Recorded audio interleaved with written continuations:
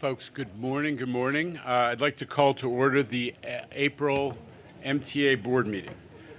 Paige Graves, General Counsel. Do we have a quorum for the record? Good morning. Yes, we do have a quorum. Thanks, Paige. Let's hear the public safety announcement before we hear from speakers. Your safety is of the foremost importance to the MTA. Therefore, we ask that you listen and adhere to the following instructions. If you witness an emergency, notify emergency personnel in the room and call 911 immediately. Please follow any audible instructions provided through the public address system or visually on screens in the event of an emergency. If an alarm sounds, wait for a public address announcement and follow instructions.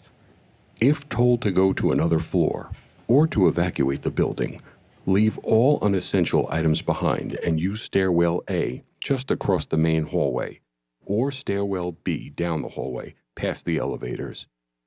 If you have a mobility disability or cannot self-evacuate, please proceed to stairwell D or E for assistance by MTA staff or emergency personnel. An automated external defibrillator, AED, for use by trained personnel is in the main hallway just past the elevators. If you need assistance during an evacuation, please tell an MTA staff member or emergency personnel. Thank you and have a safe day. Thanks. Lucille, may we hear from public speakers? Good morning. We have 21 members of the public registered to speak today. As a reminder, we ask that all public speakers adhere to the MTA rules of conduct and decorum. I would also like to remind our public speakers that in the interest of time and fairness to all speakers, we limit everyone to 2 minutes. Please be aware that there will be a warning beep to remind you that you have 30 seconds to conclude your remarks. The first speaker today will be John Padula, followed by Lisa Daglian.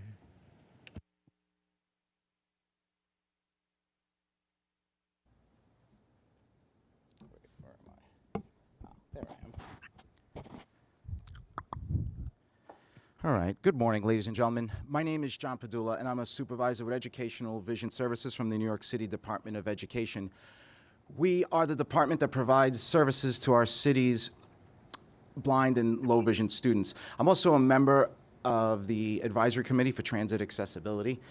And if I've learned anything over the last few years attending these board meetings and serving on the ACTA, is that the world of disability extends far beyond the world I was used to, the small world of blindness.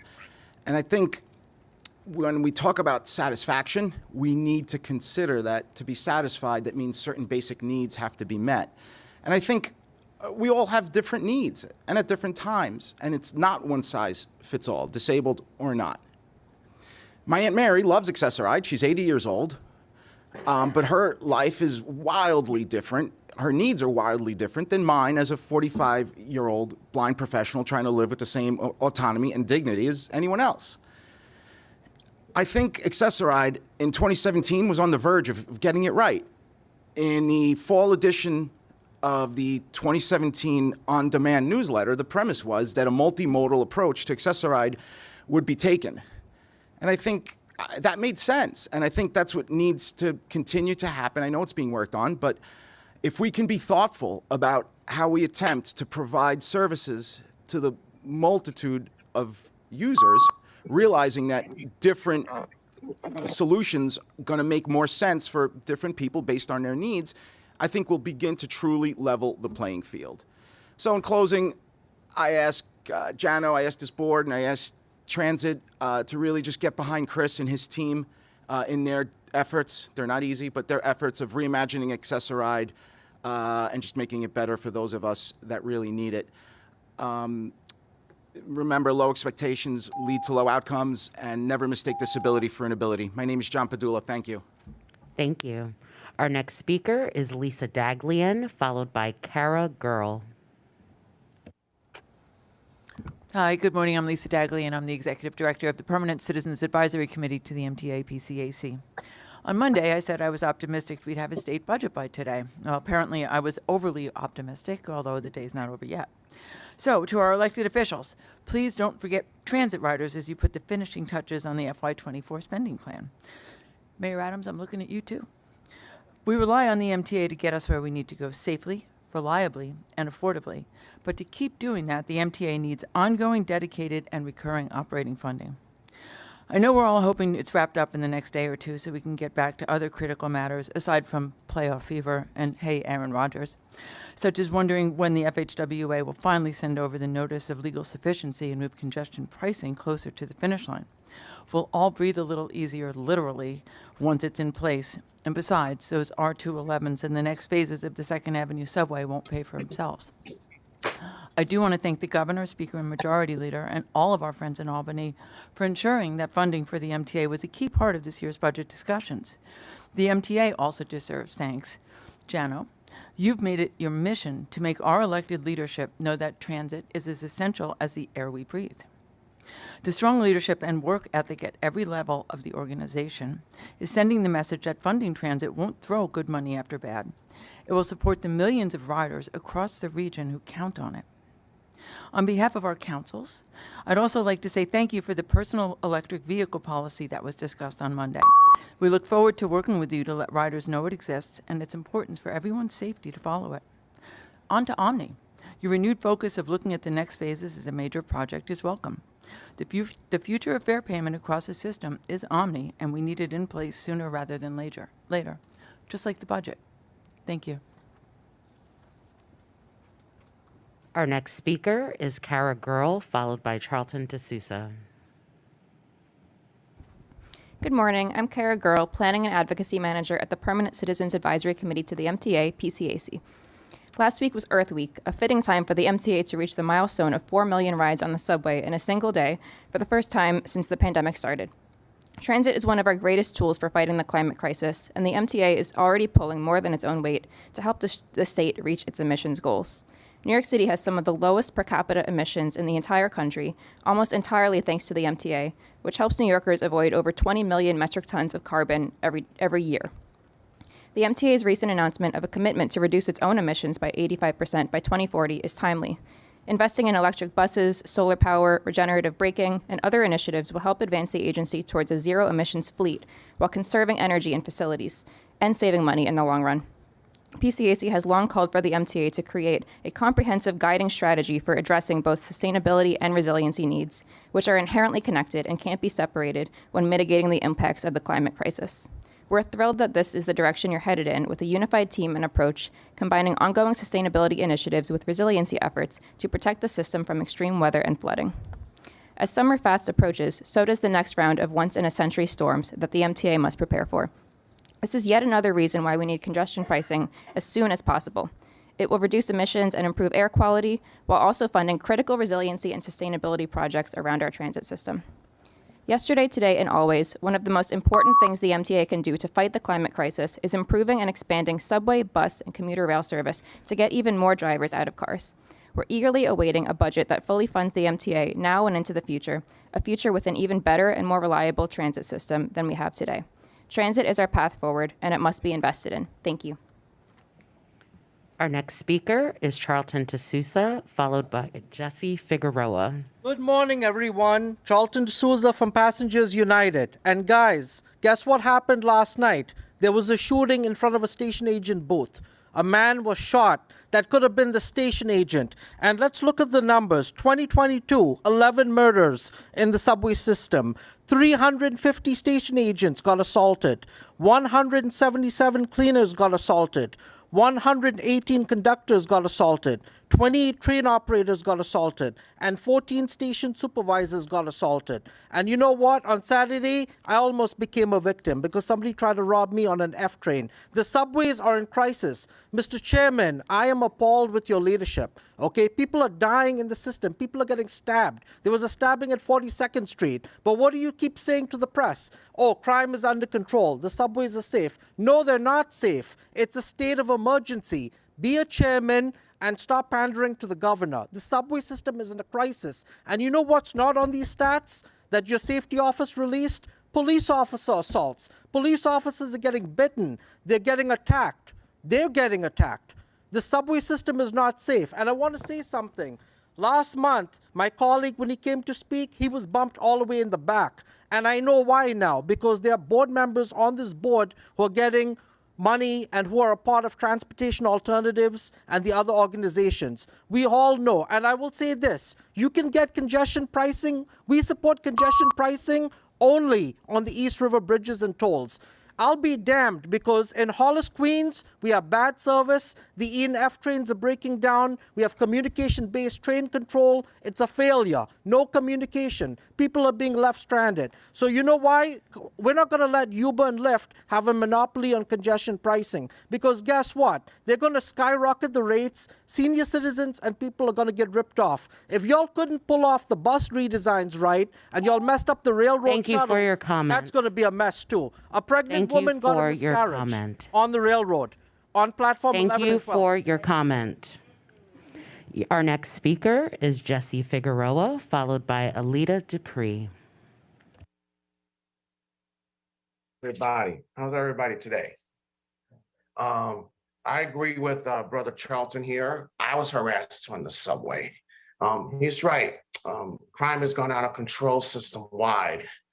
I also received a message that one of my bus operator friends was negatively exposed, saying that he was dead, and that's terrible. I went to see him. He's a Michael Quill Depot bus driver, and I keep his name anonymous on this board. Yes, Brother Charlton said he is so right.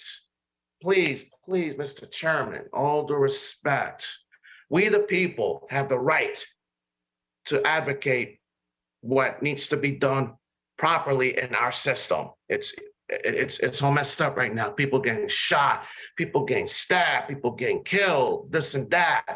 And Brother Charlton's right. I'm sorry what happened to him on Saturday. I'm sorry to hear that. But come on now, please. This is not right. Come on. I'm very, very, very disappointed. That's all I got. Thank you, guys and gals. Our next speaker is Alita Dupree, followed by Jack Nierenberg. Thank you. Good morning again, Chair Jano, Lieber, and members. Alita Dupree, for the record, she and her. It's good to be back with you. You know, I love a good public meeting. Can't seem to get enough of them. I'm just getting up here. I flew on an airplane yesterday in turbulence.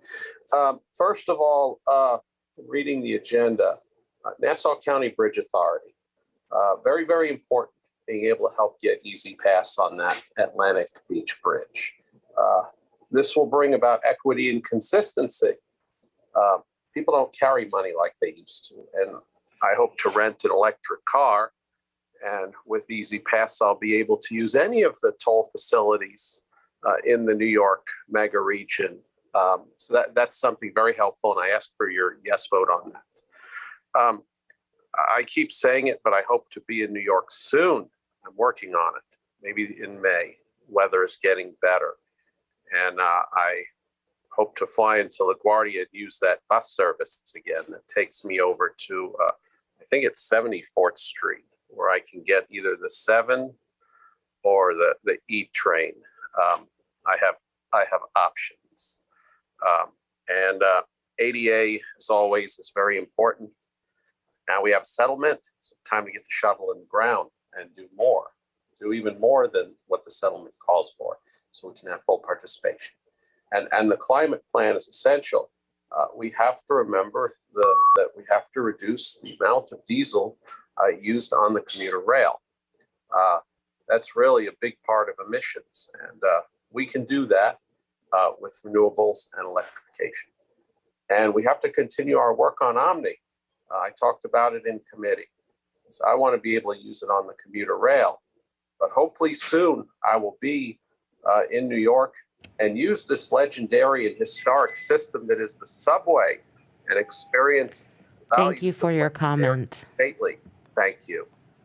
Our next speaker is Jack Nierenberg, followed by David Kupferberg. Good morning. I'm Jack Nierenberg, Vice President of Passengers United, and I do appreciate finally being at the podium again. I do not appreciate not being in the board book again. So I'm going to put my personal stuff aside. You know our job at Passengers United is to help people, and we would not be doing our jobs if we did not address the pattern or practice of discrimination against the most vulnerable and a lack of accountability thereof. Starting with the Long Island Railroad schedules, which, let's agree, they were not executed properly. Do you realize that people lost their jobs because of these new schedules? Especially with Brooklyn. Brooklyn commuters are really being screwed, and they've been asking for more and more they've been asking for more direct service, not shuttle trains. They've not been getting that. They want the direct trains back. It's doing more harm than good. People have been having to decide whether to trip on the stairs and or have a miscarriage, like my colleague mentioned earlier, or to make the last train of the day. That's a real issue. And then going into the bus network redesigns, once again, same thing. Those who are really being adversely affected are those in underserved demographic groups with very little political power, seniors and those with disabilities. So how could you celebrate a trivial difference in the bus speeds when the most vulnerable are being disadvantaged in the process? Telling people to walk farther who can't walk is disrespectful and discriminatory. This really needs to change. And I'm going to make one thing very clear. I'm not here to badmouth the MTA. I'm here because change is necessary to make sure that everyone benefits from the MTA services. And the MTA should be listening and satisfying the needs of the ridership, not telling them what they need. I'm begging you, please do the right thing. I am more than open to having a productive discussion about fulfilling the needs of the ridership, but this needs to change. Thank you. Our next speaker is David Kupferberg, followed by Andrew Fine.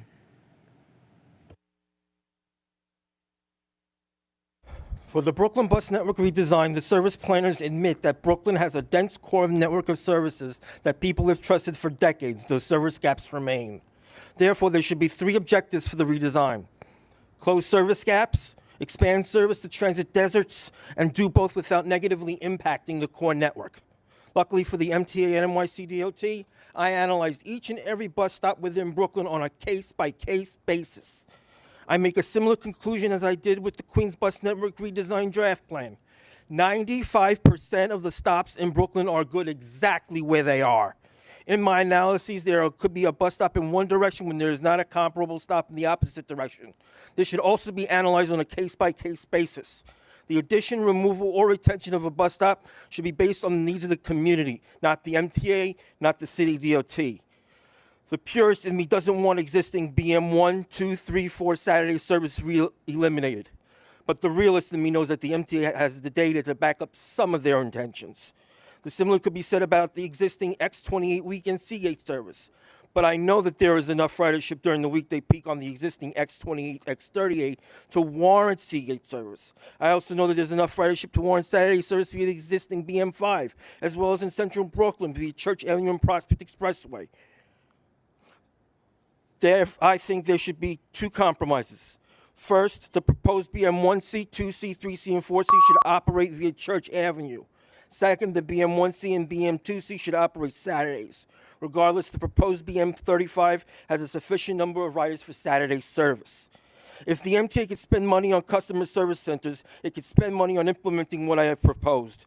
To the MTA and their service planners, you should revise the draft plan to expand service, not shift it around. The cost-neutral approach creates more losers than winners. Go back to the drawing board. Our next speaker is Andrew Fine, followed by Yuki Endo. Hi, thank you for the opportunity to speak. My name is Andrew Fine. I'm Vice President of the East 86th Street Association and a founding member of the Coalition in Opposition to Congestion Pricing. You can find us at stopcongestionpricing.com. We have a petition against congestion pricing, which has nearly 3,000 signatures so far. We are vehemently opposed to congestion pricing as a money grab by the MTA that by the environmental assessment itself says will do virtually zero to decrease traffic in the region. That was minus 1.4% to plus 0.4%. It will also bring excess traffic congestion and pollution to border areas, which is a severe negative. And all this just to make up for the inefficiency and mismanagement of the MTA. The MTA has to get their house together.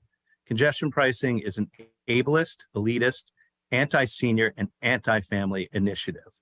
New York City, as reported by the New York Times today, is in an affordability crisis. 50% of the people that live in New York City cannot actually afford to live here any longer. Public school enrollment is down 10% in just the last 3 years. Yet the MTA wants to make New York City even less affordable by imposing this tax on people that play by the rules, people that have easy passes, actual license plates, that actually swipe at the toll gate or at the toll booth, sorry. You get the idea. Bottom line is the MTA loses over $500 million in fare evasion, hundreds of millions on toll evasion, and spends over $1 billion a year in overtime. If they want $1 billion, they should look themselves in the mirror. Thank you. StopCongestionPricing.com. Our next speaker is Yuki Endo, followed by Bruce Hahn.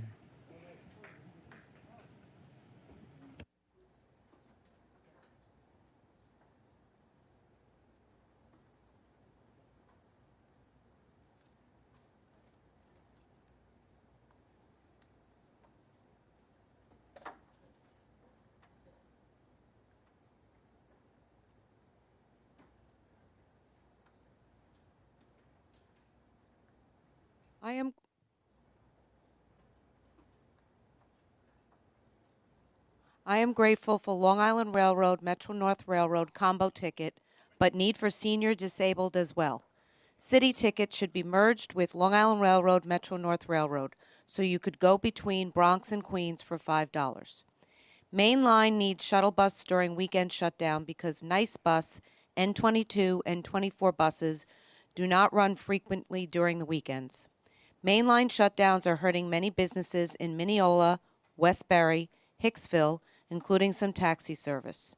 Please restore timed connection at Jamaica and direct Long Island Railroad service to from Brooklyn on all branches. For safety, I'm asking all MTA to work with all transit agencies, New Jersey Transit, Port Authority of New York and New Jersey, Amtrak, and all law enforcement agencies to enforce new law, no surfing on train, commuter railroad, light rails. For buses, please leave B2, B4, B15, B17, B35, B38 Limited, B44, SBS, B46, B49, B68, Q5, Q12, Q17, Q22, Q24, Q25, Q34, Q65, Q27, Q3031, Q35, Q41, Q46, Q48, Q53, SBS, Q66, Q72, Q100 to 103, Q110 to 114, all express buses alone for bus network redesign.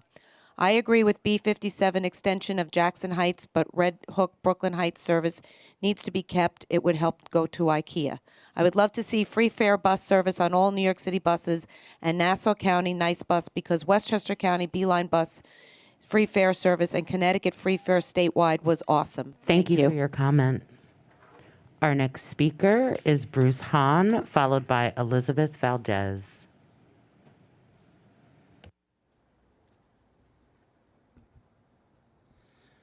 Good morning. The NYU study says you spent more on consultants than on construction. But in their own work, the authors exhibit the same type of dimensional incognizance as the MTA. Railroading culture in the United States is dead. No one finds it interesting, so you wave your hand and expect something to get built. Compare the third track project with the New York City subway of 1904. Both are over 9 miles long, took about 4 years, but they had only stiff-legged derricks and shovels, steam shovels to accomplish the task. There's no grade separation at Mineola. The grading scheme looks like something out of the 19th century. The mainline minimum radius east side axis is 1/5 that of the East River tunnels, built 110 years before. And the insulting denigration of Rockaway Beach Branch continues. The branch is essential for getting additional capacity west of Jamaica, but at your but as your capacity issues play out in public, you go and vandalize part of the solution. The 6-track embankment at 63rd Street requires your stewardship. You failed to answer my information request. I have a FOIL that was denied. In place of phase 2, in phase 2 of the Jamaica project, you intend to box it in completely with a gigantic bridge having no legitimate purpose. And just as your contractors want to conduct work changes on the fly, you want to run cross-platform transfers as an ad hoc improvisation. That's a problematic way to go. I hope that it's got to stop, and that's why Jano was brought in here, and I'm hoping you're up to the task. Thank you. Our next speaker is Elizabeth Valdez, followed by David Gerber.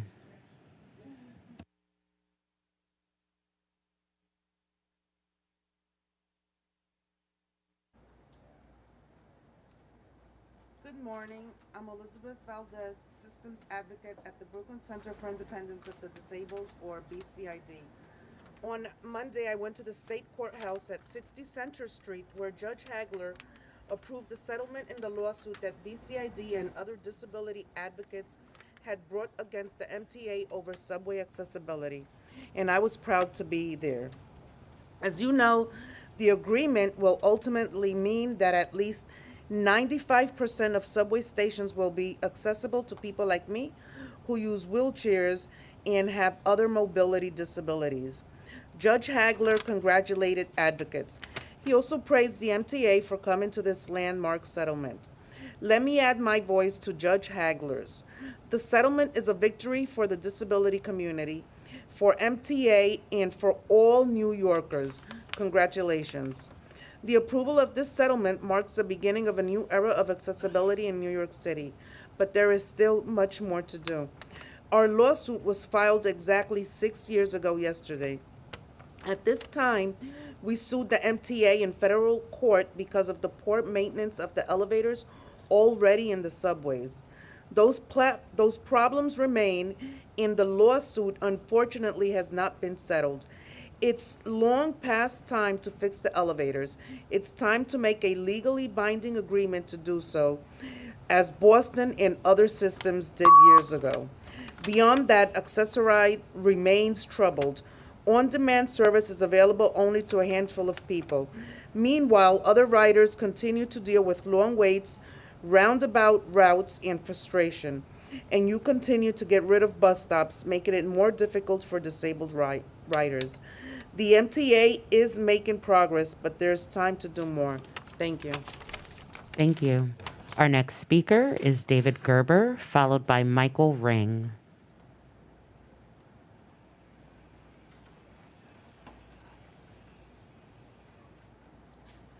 David Gerber.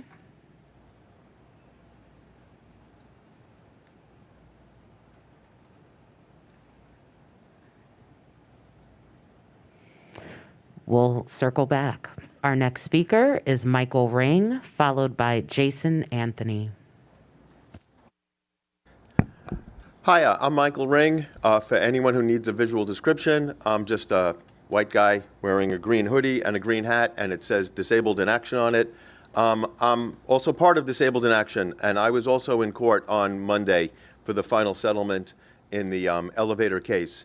And then it was kind of a victory in that we're done fighting, but it means that in 30 years, 95% of the stations will be accessible. That's a long time from now, and the definition of an accessible kind of doesn't mean much to people who see a staircase as a barrier.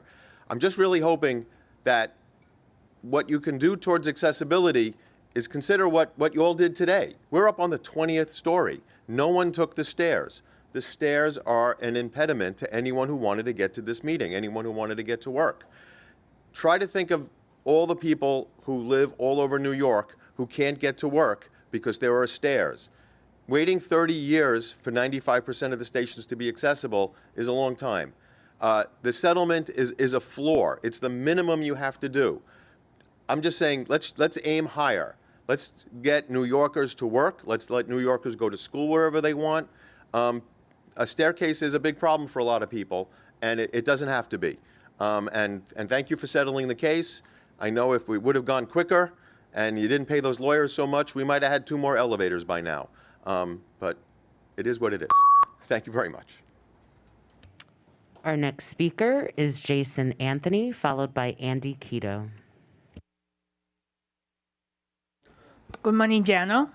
Good morning to the rest of the board. Jason Anthony here once again, addressing one issue that stressed me the most, safety.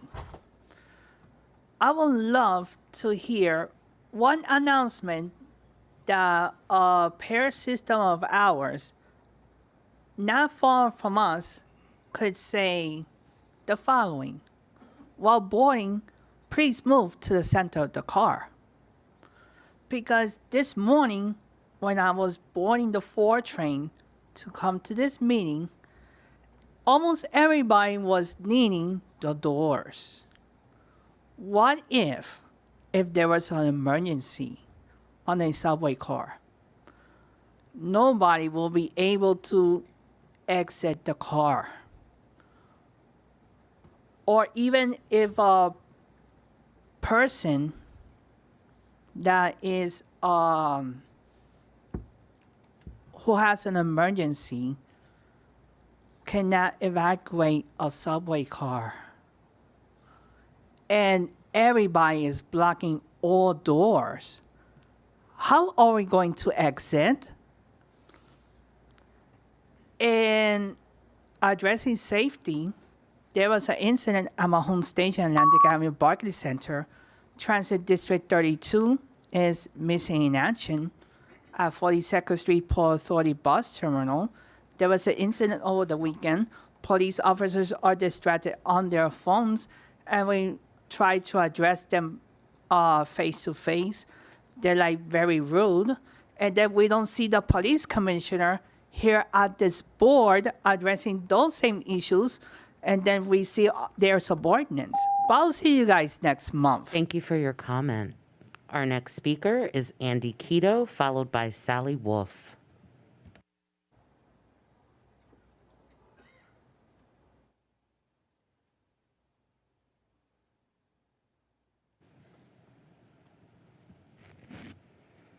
Andy Keto.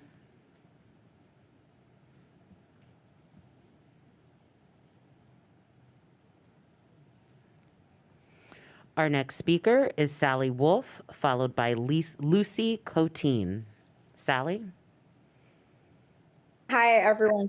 Good morning. I am Sally Wolf. I am in Flatiron. I had actually planned to come today in person to say thank you for listening over the past several months, and especially to Neil Zuckerman for telling me about this format and inviting me to speak. Unfortunately, I have a PET scan tomorrow, and taking the subway at rush hour down to see you felt too overwhelming to me. It would be too crowded. I wouldn't feel safe. And tomorrow, when I go to that PET scan, unlike my usual trips to Sloan, when I walk the 3 miles each way, I'm not allowed to do that because you are not allowed to exercise for 24 hours before a PET. Scanxiety is real for any cancer patient. Getting to treatment shouldn't be, or getting to a scan shouldn't be, the most anxiety-provoking piece of that day. Accessibility, I listen to all of these other citizens talk about accessibility, and their requests are so fair, so reasonable. If someone is in a wheelchair, they cannot take the stairs. If someone is blind, they need accommodation.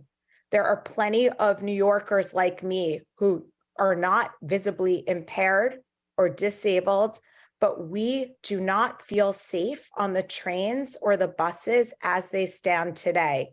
COVID didn't create a problem for immunocompromised people so much as highlight the fact that a problem exists, especially in a densely packed city like New York. I love the trains. I was a New Yorker who took them everywhere proudly. I know the system by heart in my head. I no longer feel safe. Masked cars or simply sections of cars, it lets everyone do what feels good to them. and lets people like me travel safely. Thank you again for listening, and I wish you a beautiful day. Our next speaker is Lucy Coteen, followed by Sherry Ellison. Hi, good morning, everyone. Thank you for this opportunity again. First, I want to say ditto to Andrew Fine. I am 100% opposed to congestion pricing. Stop taxing the little people. They are taxed over and over again. We pay MTA surcharges on our utility bills, on our taxis. My suggestion is go to the billionaires who have made their billions and billions off of New Yorkers, and hat in hand, ask them to give a sizable contribution if the MTA really needs money. I'm sure Bloomberg, who loves the subway, could throw in $100 million without batting an eye. And I'm serious about this. I believe the education department has such a fund.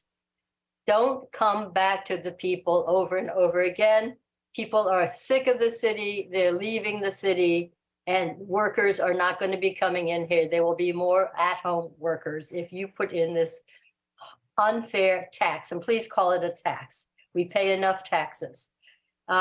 Many people requested a deep audit from the MTA, and I see the high salaries that the top officers get paid, many over $300,000. Now, I'm sure it's no picnic running the MTA, but maybe they could give back 10% of their salary to help with the budget. The other thing I wanted to mention is, what was the point of the MTA hearings in August if you didn't pay attention? I wrote down the many reasons that people objected to congestion pricing, and I would be happy to send them to you if you were able to send me an email to my email, because you have it, and I will send you the list of over 40 reasons that people oppose the congestion pricing. Please don't hurt the people again. We're giving up on this city. You saw the Thank you for your comment. And our next speaker is Sherry Ellison, followed by Charles Muniz.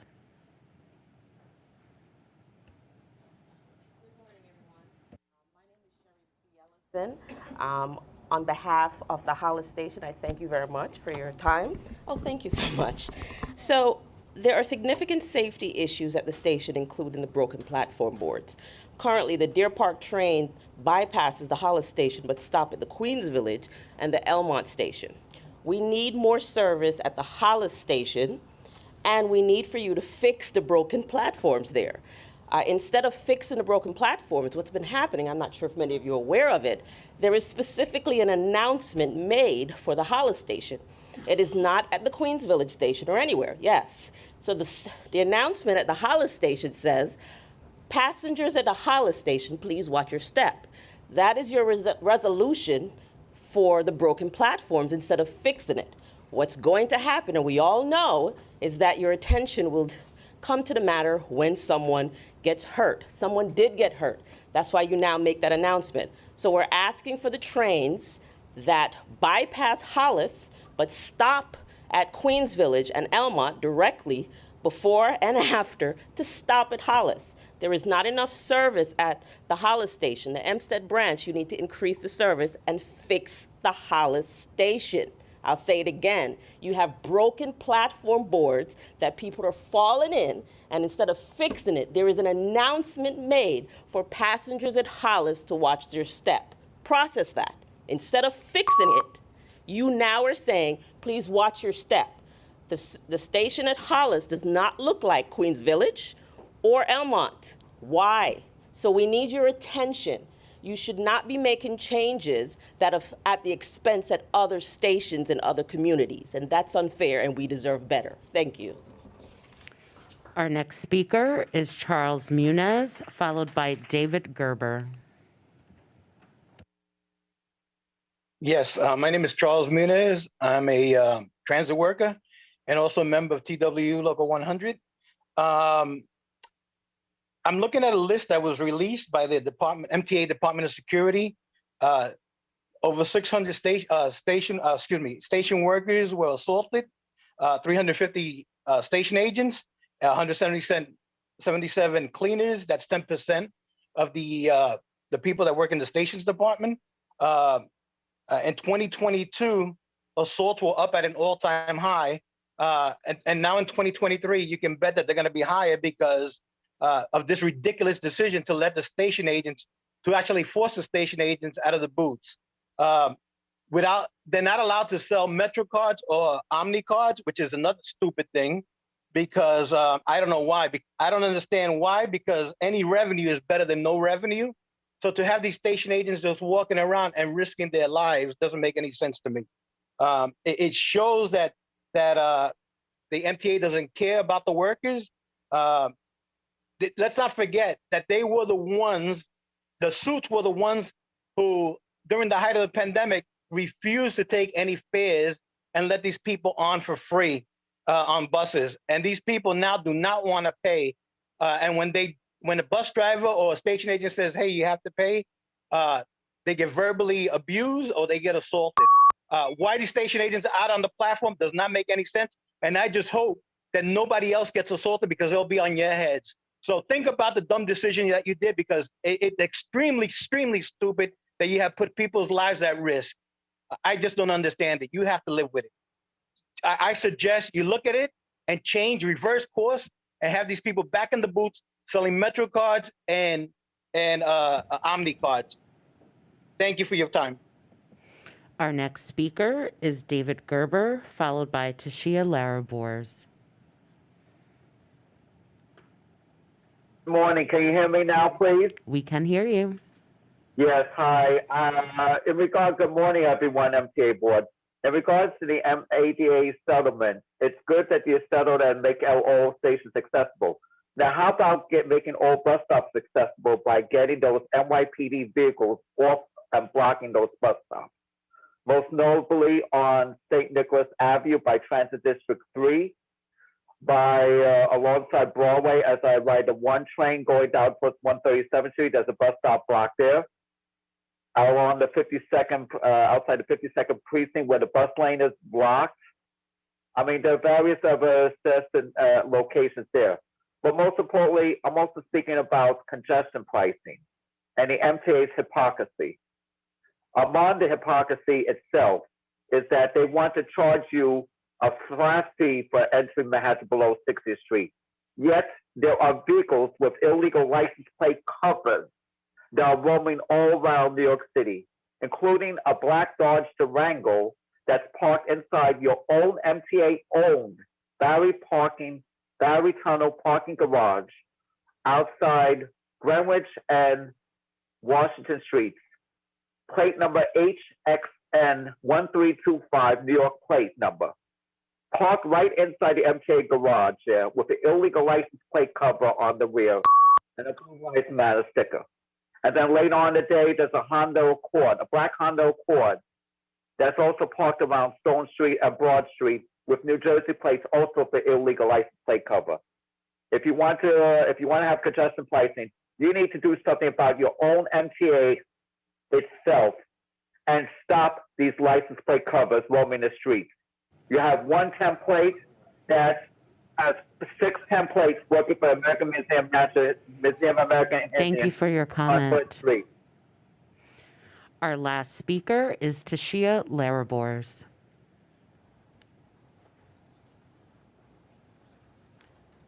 Good morning. My name is Tasha Larabors. I work for Center for Independence of the Disabled, New York.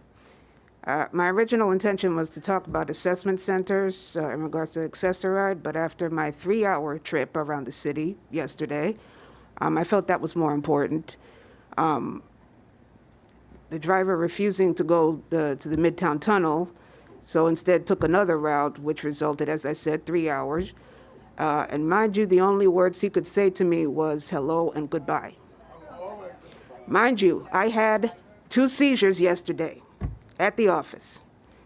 So my concern was, God forbid, if I have a seizure in the vehicle, what would the driver do? What could I say? So in terms of training and in terms of language barrier, that is another issue. That's an issue. That is a major issue. As I said before, I was denied. Right now I'm waiting for an appeal so I can use the service. But as I said, I cannot control when the seizures happen. I don't know when I'm going to have a seizure. God forbid, I have one today. Actually, I did have one earlier this morning. But the point of the matter is the training for the drivers, the language barrier, and the fact that the drivers feel like, okay, I don't want to take the tunnel. That is a major, major issue. And I ask you, please, try to find a way to resolve that situation. Thank you. Thank you, Chair Lieber. That now concludes our public comment. Thank you, Lucille, and thank you all the speakers. I'm informed we're going to play a short video while we get some folks where they need to be. Hold on for a moment.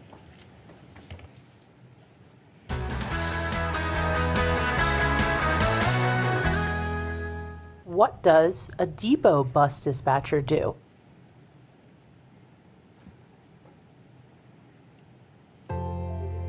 My name is Veronica Torres. I'm a surface line dispatcher. I've been with Transit for 15 years, but I've been a dispatcher for about 6 months. Being a dispatcher is a big opportunity to broaden my experiences. I like working with people, so that also gives me an opportunity to interact with the bus operators and other people as well. From the time that the bus operators come to report, we have to make sure that they're in full uniform, that they're fit for duty. Then we also have to give them the buses to go out into service, make sure that the service is done on time, that the buses are safe and fully functional. Dispatchers that are outside on post are watching the buses, make sure that they run on time, making sure that the customers are okay, answering questions on the road, making sure safety and compliance is at 100.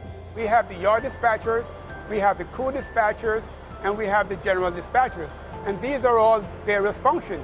In addition to all these three functions, we also have the road dispatchers who goes out on the road to take care of the day-to-day activities on the road.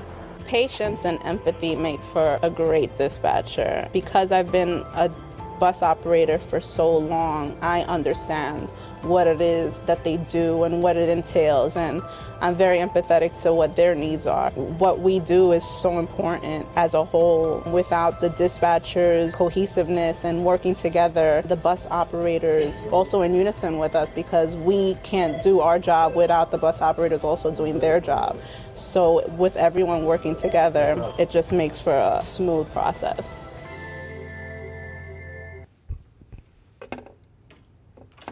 Okay. Love that video. Whoever did it, thank you, because we need to see more about what our workforce is doing every day. So as I said, thank you to all the public speakers. We're going to start practice of doing more of these presentations from the podium. We're mindful of the fact that sticking some of our speakers back in the corners, making it hard for the public to see them and for our folks to get them on video. But again, thank you to the public speakers. A lot of debate that's going to continue, and we welcome it. We do welcome it. I especially want to acknowledge the folks in the disability community who have been this week marking the significant milestone of the final settlement, the approval by the court of the ADA settlement. This has been a long time coming. There are all kinds of fits and starts, and there's a lot of history long before many of our board members and our leading staff were involved at the MTA even. But I'm thrilled that we have joined forces in what I think is an amazing mission to make the MTA system fully accessible to everybody. And we're going to keep at it, and we're going to keep at working in partnership with the disability community as we walk this path together. Or I should probably use a different mobility analogy, as we go down this path together. And it's really important to me. It's something that I'm quite passionate about. So thank you to everybody who's been involved with that. Today I really want to focus on ridership, which is the basic measure of transit success. From day one, we've been explaining three strategies and prioritizing three strategies to bring New Yorkers back to transit. Frequent, reliable service, making sure people feel safe and that they are safe, and making sure the customer experience is becoming more appealing. If the board recalls, we presented a few months ago on the goals that we've set as an MTA leadership team for our work as long as we're together and here serving the public at the MTA. And these are actually the goals that we keep on our desks every day, about service, about safety, and about making the system more reliable. So look at how this team is delivering on those goals. In March, nearly 85% of subway trains arrived at their destinations on time, higher than any month in 2022 and higher even than March 2019, which is now our pre-pandemic benchmark. Even on weekdays, when the system is especially busy, on-time performance in excess of 83%. Again, higher than any month in 2022 and all but 1 month in 2019. The commuter railroads are crushing it as well, with OTP in the mid to high 90s. Kudos to you, Kathy, and to Justin Vonachek, to Rob Free, and the entire Metro North and Long Island Railroad workforce. I know that there are views about the safety issue, and we're going to continue to have dialogue, but the statistics confirm, and we do rely on those statistics, we've been taking them since 1994, that the system is dramatically safer, and equally important, our riders, our subway customers are feeling safer. Latest surveys show that well more than 60% of riders now say they feel safe or very safe in the system, and that's up from 40% just a few months ago. We have to acknowledge the impact that the subway safety plan that the governor and the mayor put in motion a few months ago has had on the reality and the perception of safety in our system. And for all these reasons and more, customer satisfaction is on the upswing, headed towards Rich Davies' North Star goal of 70%. And no surprise, with the improvements to service, ridership is actually growing. Subways hit 4 million paid rides last Thursday for the first time since March 12th, 2020. Apples to apples with pre-COVID, that is, accounting for the not insignificant rise in fare evasion that we've experienced in New York City Transit since the pre-COVID days, but accounting for that, apples to apples, we are now north of 75% of pre-pandemic ridership. People are coming back to the subways. And it's also significant that last week a record 1.7 million people tapped into the subway using Omni, 42.5% of all riders. As Jamie discussed on Monday, Omni is available throughout our MTA system. During COVID, we knocked out all of those validators so people can use it on buses and subways all over the system. It's already a huge success, and we're going to keep pushing forward. The same story of success is discernible at Long Island Railroad. 200,000 customers plus per weekday is the new norm. 5 of the last 6 weeks have seen record ridership. And we just celebrated the 1 millionth passenger at Grand Central Madison. In the 2 months since it's opened, Grand Central Madison has already passed major iconic facilities like Boston South Station and Chicago Union Station in the rankings of busiest commuter railroad facilities. Turning to our other MTA commuter railroad, last week Metro North had its best week since the pandemic, breaking records on Tuesday and then again on Wednesday the 19th for a post-COVID high of 195,000 riders. And last week, the fourth leg of our transit system, paratransit, also had its best week, carrying more than 100% of pre-COVID rides 3 days in a row. We're over 100% on paratransit. Under Chris Pangilinan, the metrics of on-time performance and other service performance benchmarks have really come an enormous distance, and we're going to keep at it. I want to reassure our friends in the paratransit community, we're going to keep at it. We want to keep the momentum going, not just because we have the capacity to serve more people, but also because it is essential to New York's climate goals. MTA services, as the PCAC commented today, are already responsible for New York City being the greenest per capita in the country. Transit prevents more than 20 million metric tons of carbon emissions being put in the air every year. And we announced a plan this week to move that number even further up. And you're going to hear a little more about it from Jamie Torres Springer in a little while. With riders coming back, we're working hard on the customer experience. Rich's Faster, Cleaner, Safe initiative is really showing results, most strikingly with the station renovations program. I got to see the work at Grand Street last week. What a difference we can make in just a few hours. Major structural repairs, painting all the surfaces, redoing entire tile walls, all the concrete stairs. What I was so impressed by is the way that the team had planned out minute by minute, hour by hour, how they were going to get all this work done in one weekend. It was really like a Swiss watch, and so impressive, the planning, the deployment of materials, just to make sure that everything got done, again, in a very, very short time. Another major upgrade for customers, station agents out of the booth. They've been assisting customers, and some of them are here to talk a little more about it in a while, but they've been assisting customers throughout the station environment for almost a month now, and the agents that I've spoken to have been incredibly positive. These are customer service professionals who have a lot to give, and being able to interact directly with customers and to be eyes and ears in the station is an enormous plus for our customers, and they're telling us that they love it. You're going to hear more about it, as I said, a little bit later, in a dialogue between Demetrius and his colleague Sheila Hudson. We're looking forward to that as well. Speaking of improving stations, Randy, hold on a second. Speaking of improving stations, no place has needed a facelift longer than Penn Station. For as long as I can remember, people have been talking about fixing the dreadful space bequeathed to us by the 1960s.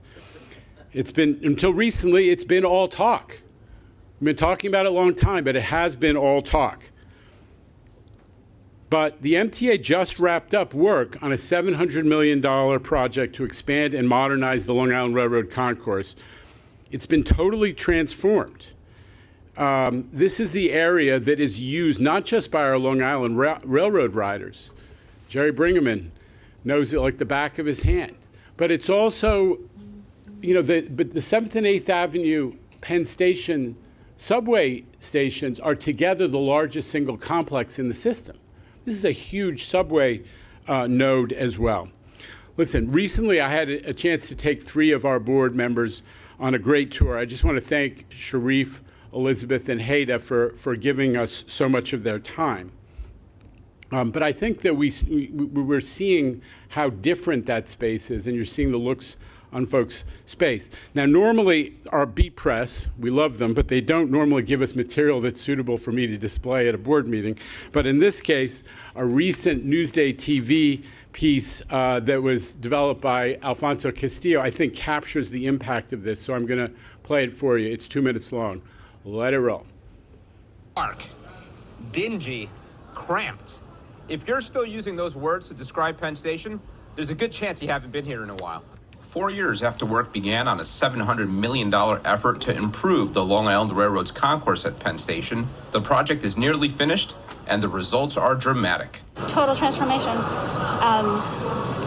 Like we're in the current era. Working with developer Vornado Realty Trust, the LIRR pushed back the storefront along the north side of the concourse, allowing for the width of the walkway to be nearly doubled to about 60 feet. And by ripping out the station's roof and relocating utilities, crews were able to raise the station's notoriously low ceiling to 18 feet. Visiting for the first time in 3 years, Alicia Simcoe could hardly recognize the place. It feels more spacious. It gets cleaner. I think it's bigger. I think the ceiling is elevated, and it's brighter too.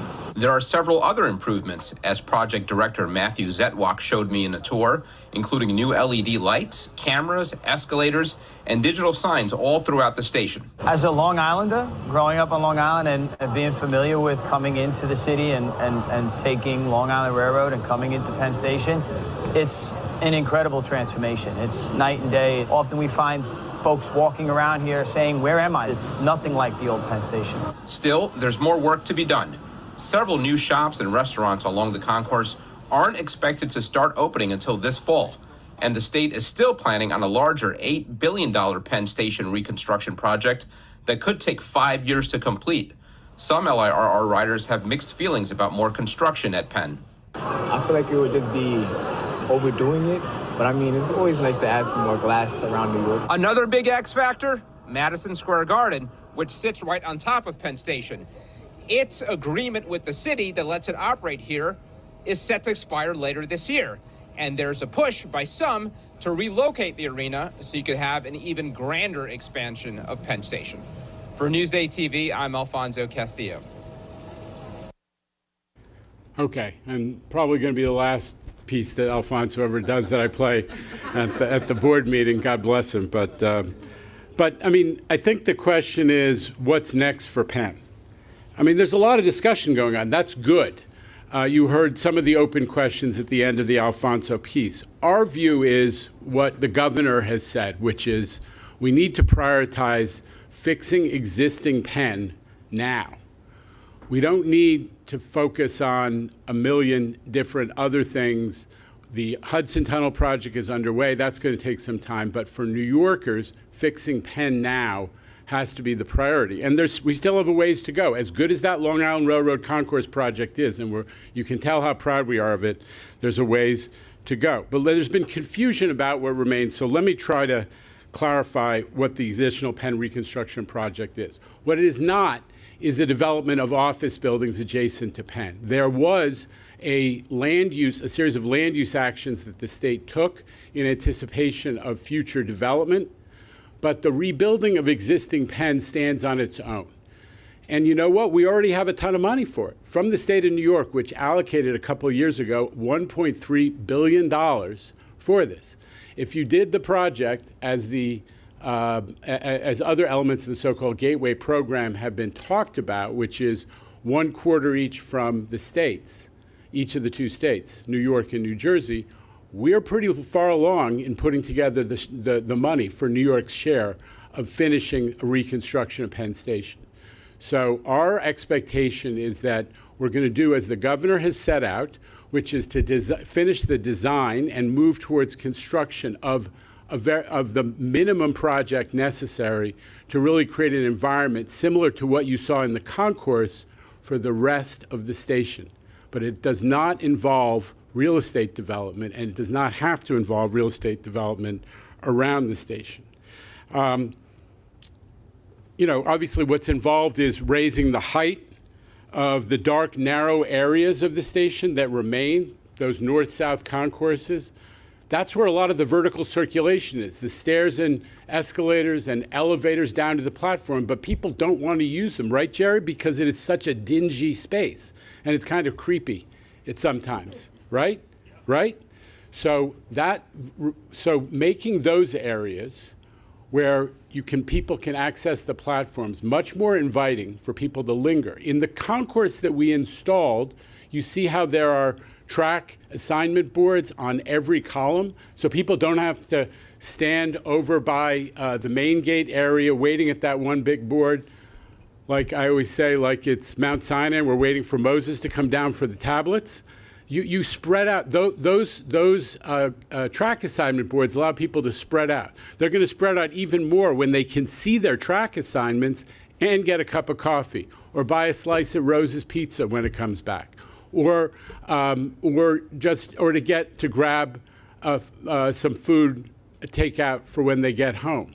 So that's the goal, is to make those spaces in Penn that remain, that are dingy and dark and low, more like the main concourse. That is our priority. That's what we need. Not complicated, design-wise, and it need not be excessively expensive. What it's not is going to be, what we're not talking about is to spend money on a lot more station than we need. What we don't want to do is to spend a couple $2 billion on a second major entrance on 8th Avenue. That is, a lot of the debate that is starting to unfold is premised that we're going to build a new grand entrance on 8th Avenue. Now, and my view is, if you look at where the people are, it's overwhelmingly 7th Avenue. That's where the crowding is. That's where people are going to the center of Midtown. We actually have monitored the foot traffic. And you know what? Not only are 70% of the people moving out through the 7th Avenue side, only 15% are actually coming above ground to go to 8th Avenue. Everybody else is going in the 8th Avenue subway.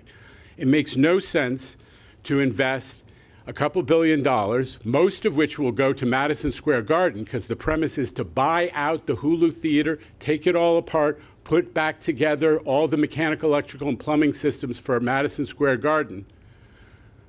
That's not a good investment of MTA dollars from my standpoint, and I feel strongly about it. And by the way, if you're an 8th Avenue customer, you've already got a great entrance to the Long Island Railroad from Moynihan. The state of New York just spent hundreds of millions of dollars to create a new flagship station for Amtrak in Moynihan Train Hall, the old post office. There's a Long Island Railroad area over there. So for our customers who are over west of 8th Avenue, they have a space already, and we're not ready to spend billions of dollars, again, for Madison Square Garden, real estate rights, and on other non-passenger-oriented investments just to create another grand 8th Avenue entrance. Here's something that needs investment, though. Key operating infrastructure. Not sexy, but the MTA is the steward of a collection of assets routinely valued in excess of $1 trillion. That's trillion with a T. And because those assets are mostly 100 years old, they want to fall apart or even, God forbid, fall down, which is why 80% of our capital program is dedicated to core infrastructure. For example, we have 60 miles of elevated steel structures to look after, and painting is the only way you protect that steel from erosion. Not painting, as we all know, will compromise the safety and reliability of the structure, which ultimately leads to emergency repairs, which are expensive, and to service disruptions. We want to avoid all that by being proactive. And you know what? We're prioritizing it in the capital program, and thanks to what C&D is doing, we're doing it faster and more efficiently than ever before. On Monday, you heard from Jamie at the Capital Program Committee about how the C&D Infrastructure Group is leveraging a technique of how to scrape and repaint steel structure, a technique that was pioneered by the folks at Bridges and Tunnels. Remember, this is a transit asset, but we're using the know-how developed by the Bridges and Tunnels folks who are constantly repainting and maintaining their amazing collection of steel structure assets. Whitestone, Throgsnet, what I still call the Triborough, and all the other bridges. So that is why MTA C&D was created, to take 5 separate capital construction operations spread around the agency and to merge them into one to utilize the know-how to benefit everybody. The current capital plan aims to repair nearly half of all these elevated structures, 26.5 miles, which is more than 6 times as much as the previous capital plan. It's more than $1 billion worth of structural repair and paint projects that are already underway. And that's why we have to invest in capital. That's why, among other things, we need congestion pricing. And here's another reason we need congestion pricing. The Grand Central train shed. This is the structure that holds up Park Avenue. As Jamie said, it actually made Midtown. Park Avenue is basically a bridge from 43rd to 57th Street with all that network of train tracks and infrastructure underneath it. More than 4,000 Metro North trains pass through this area underneath Park Avenue every week. The structure's 100 years old. It's the size of 20 football fields, and thanks to utility penetrations, ventilation grates, and old-fashioned cracks in the sidewalk, it's constantly exposed to water, salt, and chemicals from the street above. We all know what water, salt, and chemicals do to steel and concrete, right? Well, several of us were in there for an inspection last week. We brought along a Cranes reporter who actually wrote about it today. And I can tell you, what we saw is alarming. Steel members that are paper thin, that have lost their ability to provide structural support. Anyone wondering, again, why we need congestion pricing should go down there and have a look. Metro North, to reassure everybody, has been monitoring this closely for over a decade. We know exactly the condition of every structural member in every area. But the progress of that erosion is swift, and we have to put together a comprehensive program. It has to be a big part of capital programs to come. Now, phase one of this work is underway now. Actually, much of it is finished. We included it in the deal with JP Morgan Chase when they decided that they were going to build their big new headquarters building, which had huge implications for the Grand Central Madison concourse in terms of construction and design and so on. So they agreed to do a lot of this work in the area around their building. But we need a new accelerated component in the next capital program, and it's going to be in the 20-year needs assessment that you're going to see in the fall. Well, we're still in the midst of our current capital program, but we're taking advantage of every chance to knock out projects, especially those accessibility upgrades that we're all talking about. I can confidently say, and I'm being repetitive, but I'm going to say it, MTA's commitment to ADA has never been stronger. That's why we made the settlement. That's why we committed our successors for a very long time to maintain the pace, both of construction and investment in ADA accessibility, to make our system, as we say, 95% accessible, and huge milestone this week. You've all heard me talk about how we're doing more than the last 3 capital programs combined. And anyone wondering about what the MTA is going to do with revenues from congestion pricing, you sense a theme here, should go on a tour with Quimel Arroyo to see the projects that are underway and the projects that need to be underway. We're halfway through the capital plan, and we've got 70-plus projects underway, and we're also using zoning for accessibility and the public-private partnership approach to get even more stations. That was alluded to from the podium, more stations even than were in the capital program. But our work is about more than elevators. John Padula talked about it, I think, at the beginning of the public comment session. We're making historic improvements to paratransit service and also investing in accessibility improvements other than elevators, like the software that allows our reduced fare customers to make full use of Omni. That was a huge milestone that we achieved a few months ago. We've got the wide aisle fare gates pilot underway at several stations, and we're looking forward to expanding it. We're doing hearing loop testing on our buses. We've got the open stroller program underway, and we're doing MTA-wide accessibility training. We wouldn't be here where we are without the leadership of Quimel Arroyo, our Chief Accessibility Officer. Quimel was recently honored by NYU as a distinguished young alumnus, honoring especially his work on behalf of the MTA system. I asked Q for a photo of him with his co-honoree, retired supermodel Christy Turlington, and this photo is what he brought back.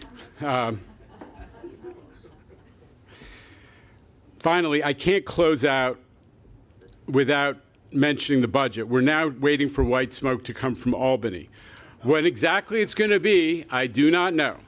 But I do know that the conversation that unfolded has been made, I think, the right conversation in Albany because of the work that this board and the team here at the MTA did, making sure that everybody, all the decision makers, understood the scale of the MTA fiscal cliff and the financial deficit that we were facing due to the ridership impacts of COVID.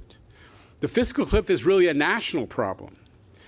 Folks, you may have noticed in recent weeks, a lot of other agencies are starting to deal with this. New Jersey Transit has been in the papers a lot recently as they are starting to address their own NJT fiscal cliff with their partners in state government.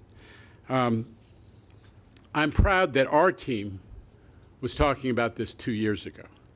It's the reason that conversation and that education that we've all gone through is the reason that Albany, under Governor Hochul's leadership, has made it a priority in this year's budget. We'll see exactly how it comes out, but every single leader in that, the governor, the Assembly, the Senate, has said they want to deal with the whole MTA deficit. That's important. And beyond talking, we've been working hard internally to identify smart strategies to cut costs. The governor's budget proposal, let us not forget, includes $400 million of savings that we have to achieve through efficiencies in our operations. Back in December, Rich and Kathy Rinaldi gave a presentation about some of those initiatives, and they've made a lot of progress. Rich is going to give a little update on the work that's going on in transit in that connection in a few minutes. But before we get to that, I want to take a moment to acknowledge the passing of two important figures in the history of MTA. Former MTA Dale Hemmerdinger died last week. Dale was a real estate owner and a developer, but equally important, he was one of those civic-minded business people who dedicate a lot of their working lives to improving the city. He was the chairman of the New York City Police Foundation, the Citizen Budget Commission, and of course, he chaired this board during a very difficult time, the 2008 financial crisis.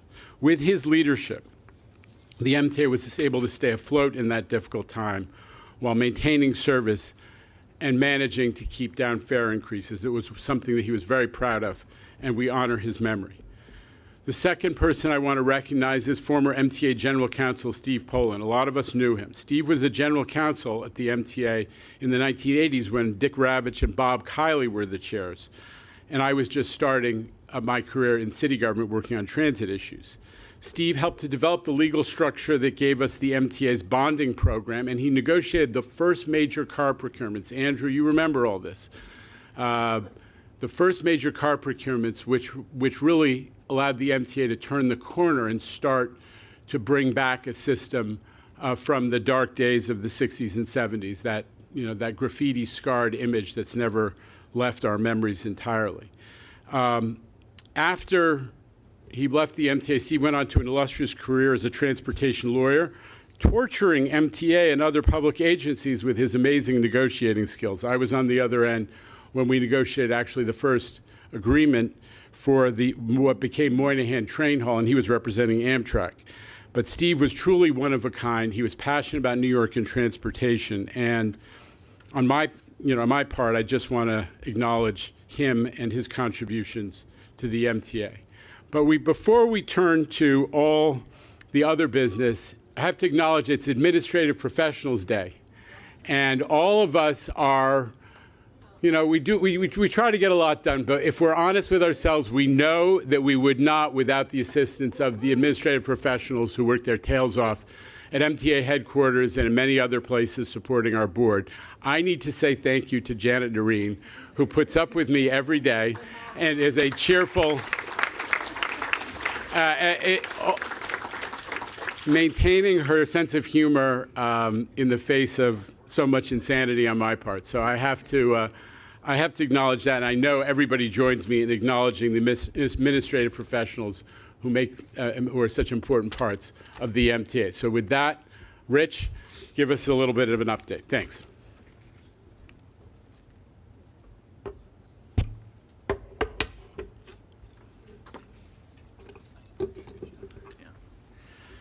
Janet's also a subway rider and gives me feedback every day. Thank you, Janet. I appreciate that. So good morning, everyone. Just wanted to give the board and folks a brief update. As the chair mentioned, Kathy and I gave a presentation about 5-6 months ago to talk about some of the work that we're doing within the railroads and transit to save money. Obviously, we're hopeful that a budget will be coming soon that delivers resources to continue to provide services, but it's incumbent upon us in the budget or the fiscal statement that you all voted on last year that we would look to save some money as well. And I think at least in my now year time here, what I'm told is that the past effort to save money was really just to cut vacancies, which is not the way you manage an organization that's actually trying to expand service. So we've been hard at work finding lots of opportunities to continue to reduce our costs while improving service. And so, as the chair mentioned, we put out an ambitious goal last year under our Faster, Cleaner, and Safer plan to improve customer satisfaction across our 3 modes to at least 70% by next June. And as you can see, we've made progress in that regard. Subway, bus, and Accessor Ride are all improving. As many of our riders and customers said earlier, we have ways to go, which is why we need to be smart about how we're finding operating efficiencies, because we need to continue to invest in service. As we talked about back in December, November, there were 4 strategies that we're looking at to find ways to reduce our costs. One is using technology and data to improve productivity. 2 is to develop common standards and best practices across MTA, so leveraging transformation and in particular, working with Kathy and her team to find ways to reduce costs. Sharpening our focus on cost drivers, where are places we need to tighten up as a management team. And then investing capital to reduce our operating expenses. As the chair mentioned, it's not only about investing in those capital dollars in our assets, but when we don't, what happens is it falls upon Demetrius and his team and Frank and his team to find operating dollars to make up for it. So being smart about our capital investments. The 4 highlighted in color here, I'll talk about a little more specifically. I have a slide on each, but just want to mention a few things that we are addressing. So on new technology, we're looking at e-mirrors to reduce collisions on our buses. I'll talk about that in a moment. You've heard me say predictive maintenance many times. We continue to look at ways that we can leverage technology to be smarter about when and what we're maintaining in our system, not only our vehicles, but our infrastructure. And digitizing business processes. I can tell you that there's probably more paper in this building than one should have, and so looking for ways to continue to digitize our own processes in New York City Transit's critical. Sharpening our management focus, so I'll talk about employee availability, as I said, in a moment. With this board support, we brought back the in-house of cleaning for our end-of-line cleaning and our station cleaning. That was something during COVID that we outsourced. We brought that back in-house, and actually that's an improvement and a cost savings for us. And we're working again with Kathy and team to renegotiate with some of our top suppliers. It turns out that some of our suppliers are joint across the railroads in New York City Transit, and leveraging that buying power is something I don't think we've taken full advantage of in the past. Developing common standards and practices. There were 5. Now there are 4 amazing station agents here in the back. We're going to have a video and a little session with Demetrius and Sheila in a moment to talk about all the work that they're doing. But we have reimagined the role of the station agent.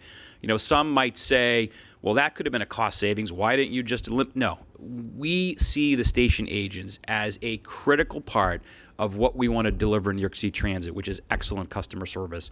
And they continue to kill it for us every day. You'll hear more in a moment. I already mentioned the cost savings at Metro North and Long Island Railroad, working together there, and then optimizing track access. This is a huge opportunity for us, particularly on our maintenance away work and our work with Jamie's team in C&D to ensure that we are providing the appropriate track access to get work done efficiently the right way first, opportunities there. And then lastly, in investing in capital to reduce our operating expenses, I'll talk a little bit about in a moment the green energy investments, but we're looking at maintenance productivity, particularly in our shop layouts and equipment. Our people don't have the tools to get the job done right the first time. It's our job in management to deliver that. Then optimizing total cost of ownership with our non-revenue fleet. What are we buying, and we're making sure that it's designed in a way that we can maintain it cost efficiently. So, quickly on 4. Harnessing technologies for e-mirrors. So it turns out that 25% of all of our bus collisions each year involve a mirror.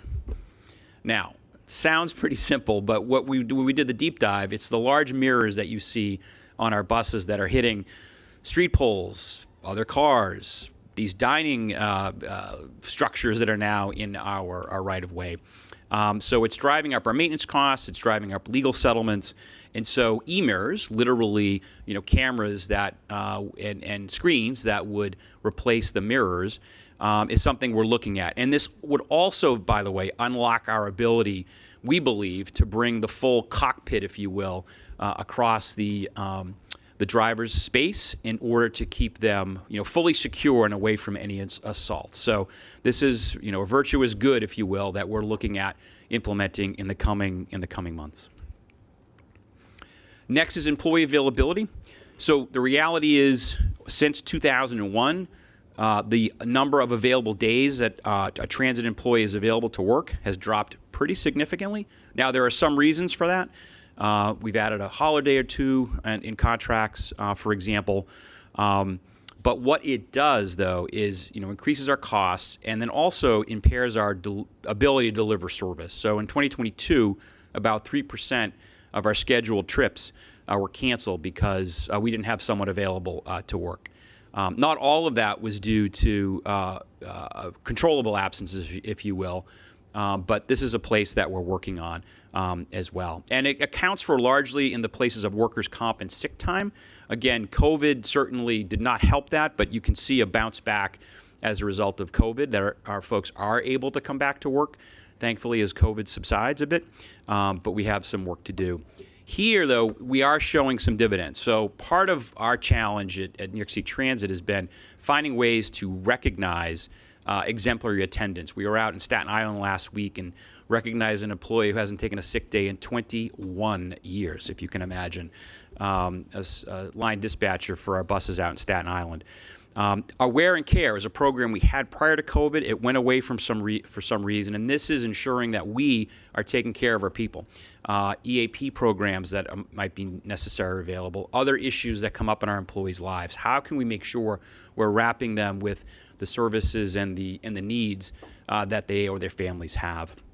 We're also working very closely with our partners in labor with some joint committees looking at the assault question, and so making sure that one assault is too many. Sadly, we have more than one assault, certainly in New York City Transit. So making sure that our people have a safe environment to work in, working on a few other places as well. And then safeguarding our leave programs to make sure that those who need to take advantage of those leave programs are, and those that are not, ensuring that there's no abuse. We'll talk about station agents in a moment, but we're just super excited about the agreement we came to with the TWU, by the way. Agents are not forced out of the booth. This was a collaborative effort with the TWU over the last several months. We're also creating new station customer service centers as well. And we were able to deliver a new $1 an hour to our employees, but at the same time, reduce some overtime costs to make this at least cost neutral, if not better for MTA. So we believe it's a win-win for all. You'll see a video in just a moment about the great work our station agents are doing. And then lastly, we are, if not the largest consumer of electricity in the state of New York, I think the second largest consumer of electricity in the state of New York. So there is a lot of opportunity for us to tighten our energy belts, if you will, within New York City Transit. And so whether that's LED systems in the subways, both in the tunnels and our cars, which we're doing, boiler systems, which are old and completely inefficient. We're using some Transit Tech Lab technology to reduce our consumption there. An energy management system, we're looking at auditing our facilities, something as simple as fast or rapid roll-up doors at our bus depots so the garage doors aren't open and we're not literally heating or cooling the city, as the case may be, from our building. And then looking at some really interesting technology around regenerative braking, taking the energy that's created when our subway cars brake and using that as well. So I would say, the bottom line for us is there's no one thing that we're going to find $300 million to deliver. It's going to be a multitude of efforts that are happening across New York City Transit.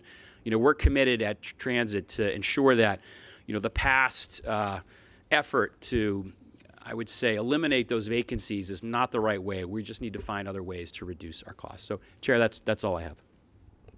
Questions or comments from the board on Rich's presentation? Okay. Jamie, you're going to give a presentation on the sustainability framework, if you would. I am, and I'm going to be joined by Eric Wilson from our planning team to do that, so we'll stay here to do it. Chair, just before I start, I thought I'd just give a 30-second update to the board on our Omni presentation, which we gave at the Capital Program Committee.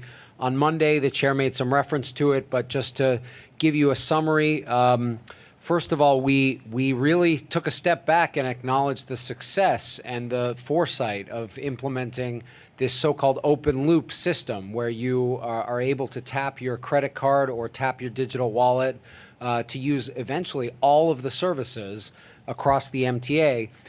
We showed the numbers today. 40% of our riders are now using Omni.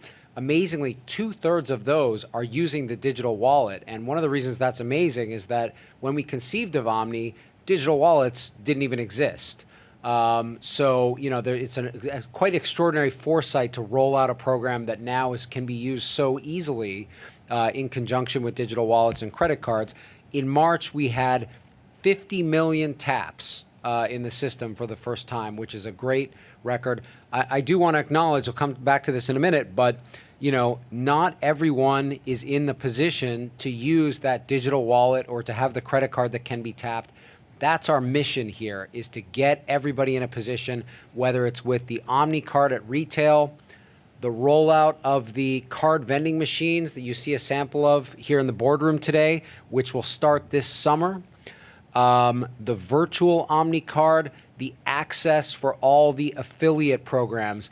That's all in the mission here so that everybody has the opportunity to use Omni to efficiently tap into the system, which is a good thing for us and our riders, and it's also a good thing for curbing fare evasion.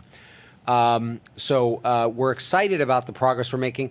We also made some moves to restructure the program, acknowledging that while we had amazing success rolling Omni out in the middle of the pandemic to 472 subway stations and all the buses, 16,000 validators, the end stages of implementing Omni across our system requires more focus, more resources from both our contractor and from the MTA. So we've set up some systems within MTA Construction and Development to more effectively implement.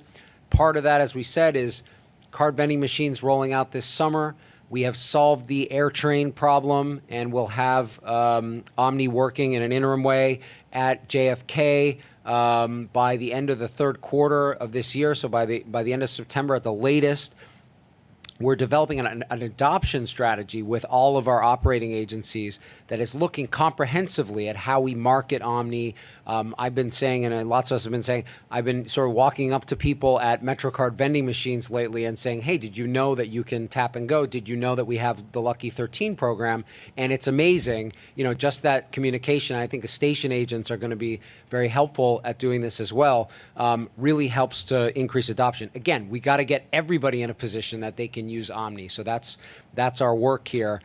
We are rebaselining the project, which means we're taking a look at the schedule and making sure that we can deliver it in the proper order. That's, you know, all about making it available to everyone who rides in our system and also rolling it out to the railroads. And as we said, only then will we be retiring the MetroCard once we're sure that everybody's able to use Omni. So that's the update on Omni, and we're excited to be taking that on and build on the successes so far.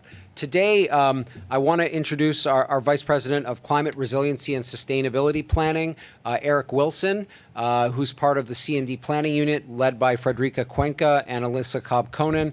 And for Earth Day, we were excited to do a couple things. One is to update and show just how much greenhouse gas emissions the MTA as a system enables this region to avoid. Eric will talk about that, but it really means that if you're the resident of this region, you produce half of the greenhouse gas emissions per person than the country, than the average resident of the United States. And it's really what drives that.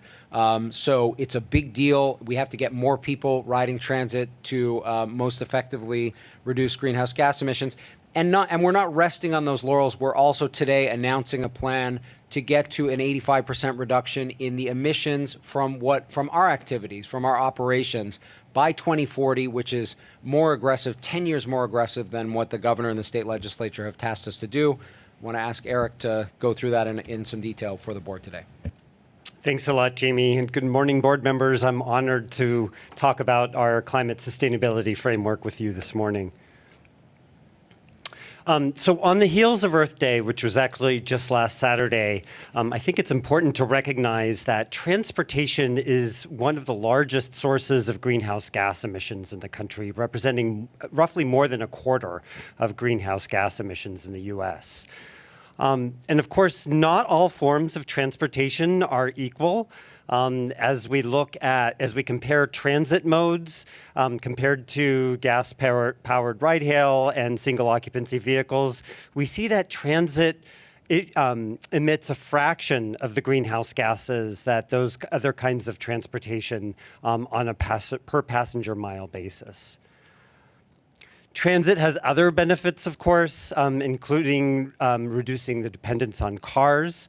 We found a statistic that if New York City residents owned as many cars as the average American, there would be 4.5 million more cars in New York City, requiring a parking lot the same size of Manhattan, if you consider a parking space as 150 square feet. So we undertook an effort to quantify the emissions value of all the different kinds of ways that transit reduces our greenhouse gas footprint.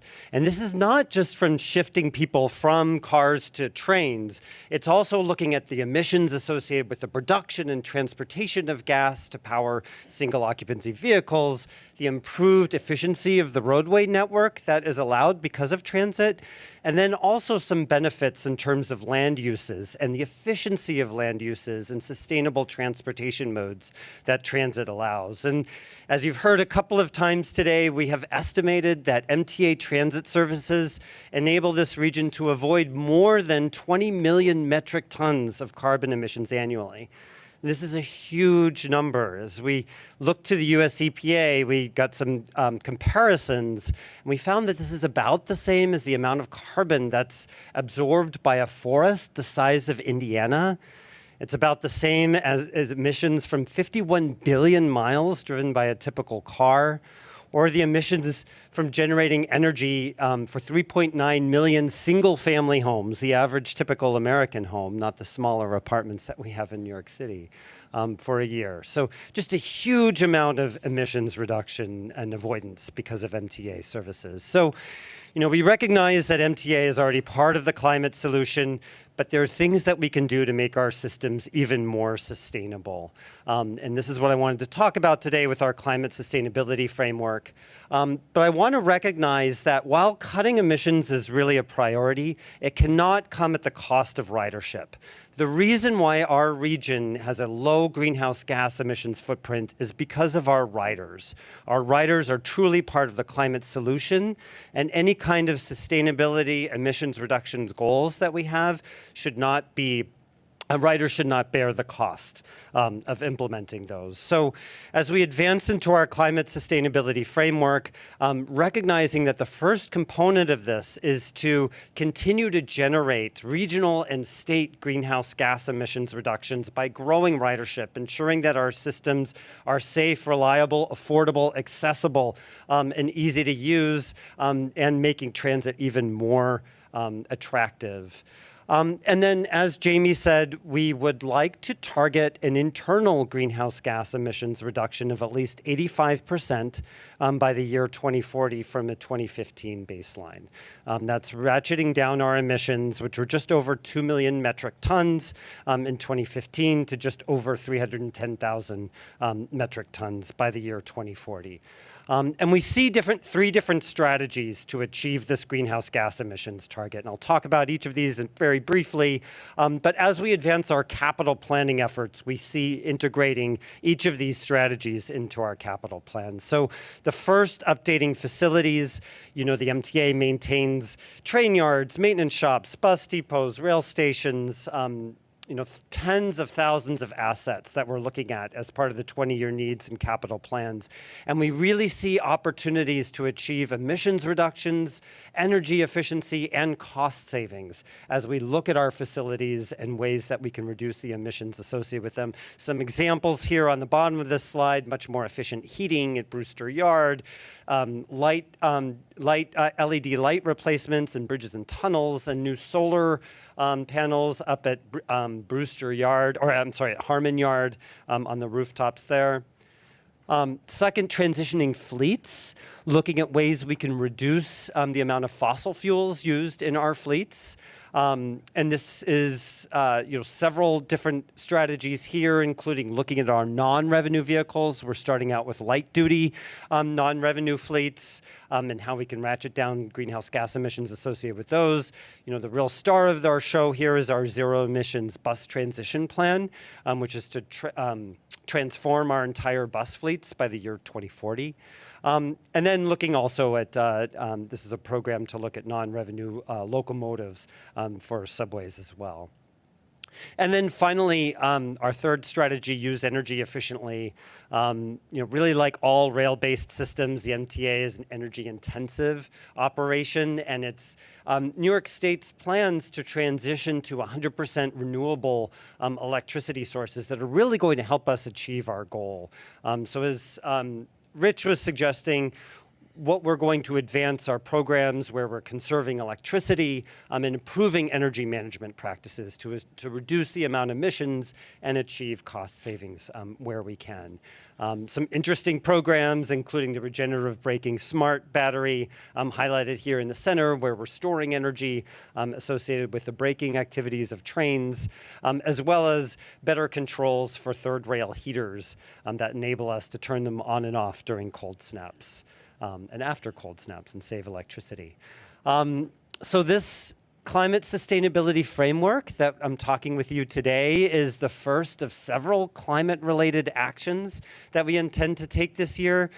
Stay tuned for the 20-year needs assessment in October, where we'll introduce some climate sustainability as well as climate resilience risk reduction activities. We will intend to release a climate action plan, a standalone document this winter. And then at some point during this year, we also intend to launch a clean construction program, which will reduce greenhouse gas emissions and carbon emissions associated with MTA construction activities. So thank you very much for listening today. Questions or comments from the board? Mr. Zuckerman, Mr. Chu, Ms. Valdivia, Mr. Alp. Thank you, sir. That was a fantastic presentation. Thank you for that. I don't have a question, but I would like to make a comment. Many around this table, and frankly, those of us who represent us in Washington, have talked a great deal about how New York sends more to Washington than we get back. And we've been fortunate to have Chuck Schumer defending us and bringing things to help us. But there are two things that make me think, and your presentation is very helpful, particularly your notion about what we save the country in greenhouse emissions. I think, A, your commentary makes me think, boy, it would be nice if the federal government recognized that on a sustained basis for our budget. But secondly, and I'll bring up a wallet issue. My wallet just happens to be out of my pocket right now.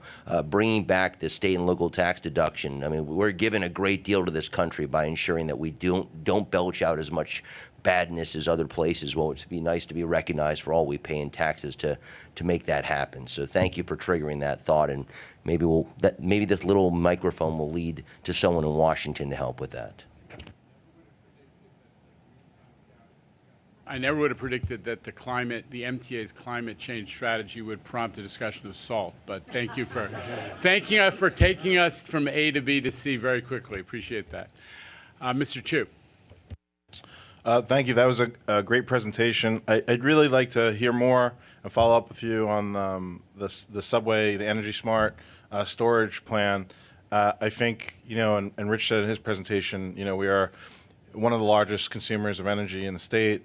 And I think that looking at opportunities for storage and potentially adjacent generation, I've pondered, one of these days I'll forget the answer, that we must have more substations as an agency than a lot of utilities around the state. That all represents opportunities to interconnect storage, and we represent perhaps the biggest opportunity for load shaping as the state moves to a greater mix of renewables, namely wind and other distributed generation of solar. And I would implore you to look at our assets on the Long Island Railroad. Much of this wind energy is going to be interconnecting into the island, and I think it could also be an opportunity to potentially use some of the space under our elevated trestles and train stations that could potentially not only go to good use for incorporating clean energy assets going forward, but also potentially beautification. So look forward to catching up. I'm very glad that we're committed to this as an agency.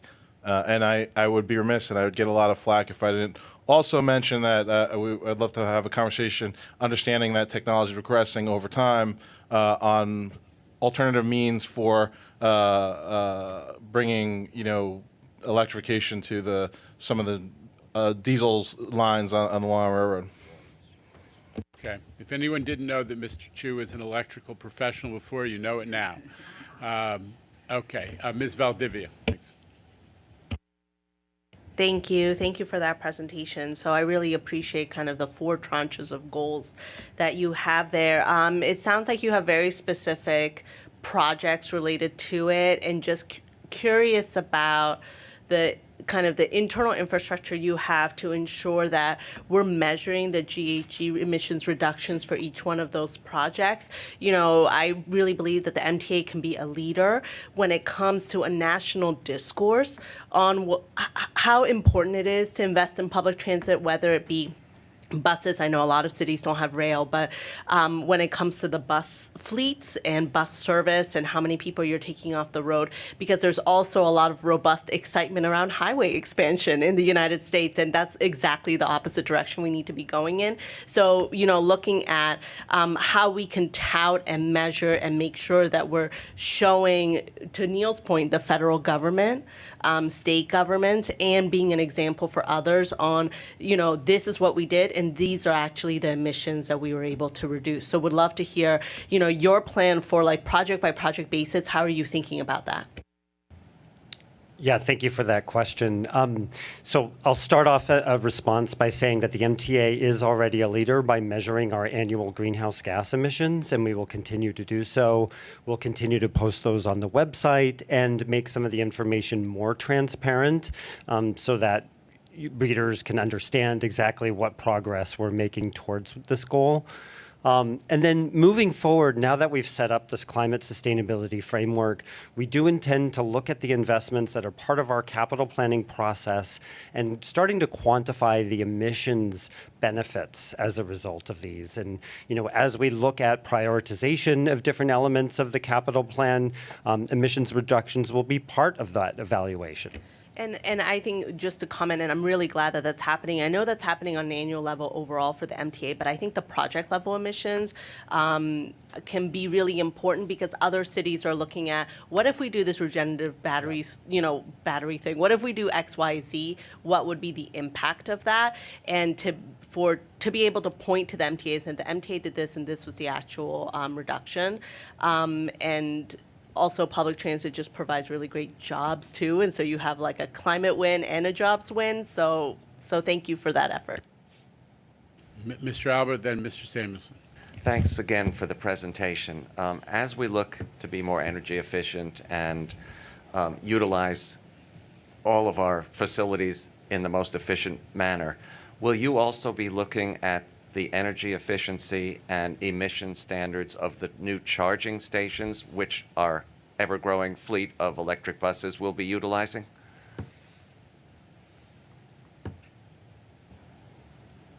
Yeah, absolutely. We've just started to work with Department of Buses, or actually with all of our operating partners to really understand the needs as far as charging infrastructure. Reaching out with partners like NYPA and Con Ed to understand a little bit more about some of the energy requirements of those, as well as the emissions consequences of that new infrastructure. Absolutely. Will all of the new buses be able to utilize the same charging stations, or will some models be slightly different than others? Yeah. To the extent that as we continue to investigate zero emissions bus technology, we are looking at consistency across various elements of the technology, but, technology is, improving immensely year after year. And so we are keeping our eye on the market to look at new technologies as they emerge. But, the idea is when it comes to these big infrastructure investments that we're just doing it once with maximum compatibility. Thank you. I have so many plugs, Andrew, for my iPhone and my iPad. Yes, we're going to try to be consistent. But the other one I wanted to mention was this is also why hydrogen is an interesting, alternative for us to be considering, because the hydrogen pilot we're going to go with, actually the entire end-to-end creation of the hydrogen is also zero emission, right? So I think keeping an open mind about what zero emission means for this board going forward is going to be critically important. But that's an exciting development. I think with the hydrogen pilot is the entire creation, supply chain creation, if you will, is zero emission. Okay, Mr. Samuelson, and then I think Mr. Jones has Mr. Bringerman, and Mr. Jones has his hand up online. Yeah, I just got a question. You not allowed to use the podium or something? Is there like a pecking order on the podium thing? Some policy instruction I'm not aware of? John, you're welcome. You're welcome to use the podium, John. Okay. Appreciate that. Thank you. Really? You could always stand on board member Costanza's wallet. It's it'll give you some height. Okay. We should open it up. All right. Mr. Bringerman, followed by Mr. Jones. Okay. Well, Rich kind of stole my thunder a little bit, but I was going to mention the possibility of looking into hydrogen as a means for diesel, to replace our diesel fleet. We have a lot of diesel territory, and again, we want to go to zero emissions at some point in time. I believe we already have a relationship with, is it Alstom who we're working with? Yes. They have a hydrogen fleet going in Germany right now. Maybe they can bring that technology over here. Another option perhaps is, right now we have dual mode electric diesels. Maybe we can go to dual mode electric battery operated trains for small distances, maybe like the Oyster Bay branch or something along those lines. So that's it. I just would like you to look into that. I've been bothering Kathy about it. I think she already has a staff member looking into it in some regards. And they have there we go. Okay. Thank you, board member. I just want to emphasize that one of the things we've noted here is that we are making investment in dual modes. I mean, the best thing we can do in the first instance is ensure that our railroad trains, whenever there's third rail, can actually use the third rail for power, and that's we have orders going in for those. and dual mode locomotives on the way. Also, there's a lot going on, right? So it's a lot. The reason you put a framework out is to make sure that we're perched in position to take advantage of all of these innovations.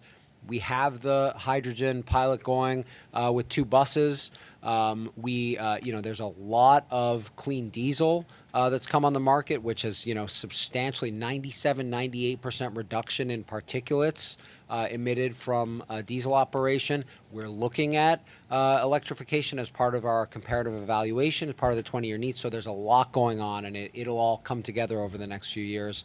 We have this target set for exactly that reason. Okay. Mr. Jones online, then Mr. Brown.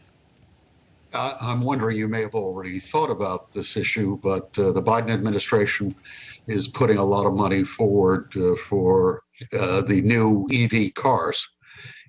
Is it possible that we could get some of that resources at the stations where we park cars and to get on trains, to get charging both in terms of a revenue source, but also in terms of support from the federal government? Yeah, thank you for that question.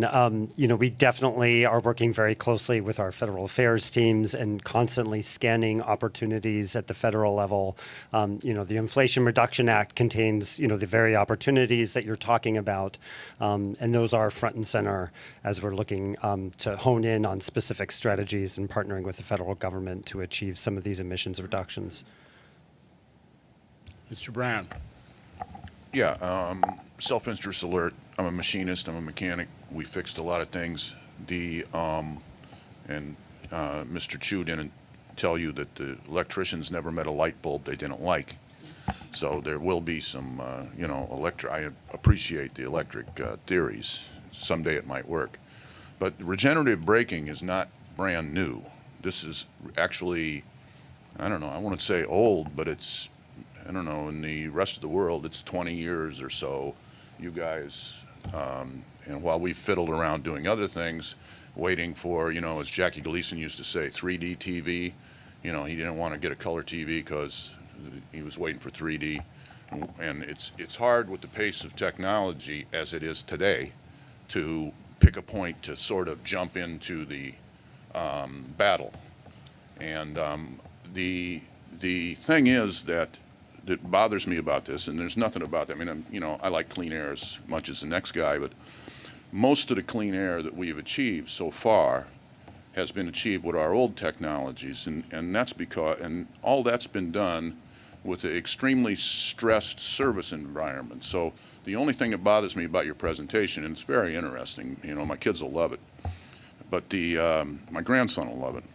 But what's missing here is a service strategy to go along with it, to really get more asses in the seats, which is what really drives the equation in the long run.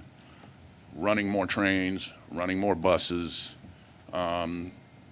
fixing the elevators, all that stuff is, I won't say it's more important, but it shouldn't be lost in the mix. That there should be a specific strategy. I mean, you can get all the gizmos you want, and believe me, when the dual modes first came to Long Island Railroad, everybody thought, oh, this is a revolutionary technology. And those of you who ride it have been always, and those of us that fixed it, have been plagued since the very minute they came on a property with a bunch of stupid ass-backwards designs and structures that sort of drove down the entire thing. You know, yeah, I like hydrogen as much as the next guy. Like, I guess it's, you know, part of water, right? H2O. You know, that running more trains is really what I want to see done, at least as a board member. Okay, we always start, yeah, it's a good point. We always start presentations on this topic by talking about the fact that the MTA is the antidote to climate change, because by providing first-class mass transit service, we can get people out of cars, full stop. That's what we're measuring every day, what we contribute in that respect. So your point is well taken. Ms. Lopez, and I guess Ms. Valdivia on the second round. Thank you, Mr. Chair. I'm not sure if this was mentioned, but it would also be great as we start this discussion on implementing better sustainable energy practices is to also see the cost savings that are produced from these practices. So it would be great as we are changing into LED lighting, how is that saving or impacting our budget in a positive manner? Once we are providing more efficient heating systems, how will that translate into a positive amount of money that we could potentially save in the long run? So if we could provide that up, if we could get that update as we are continuing to talk about this, that would be very helpful. And Ms. Valdivia, second round.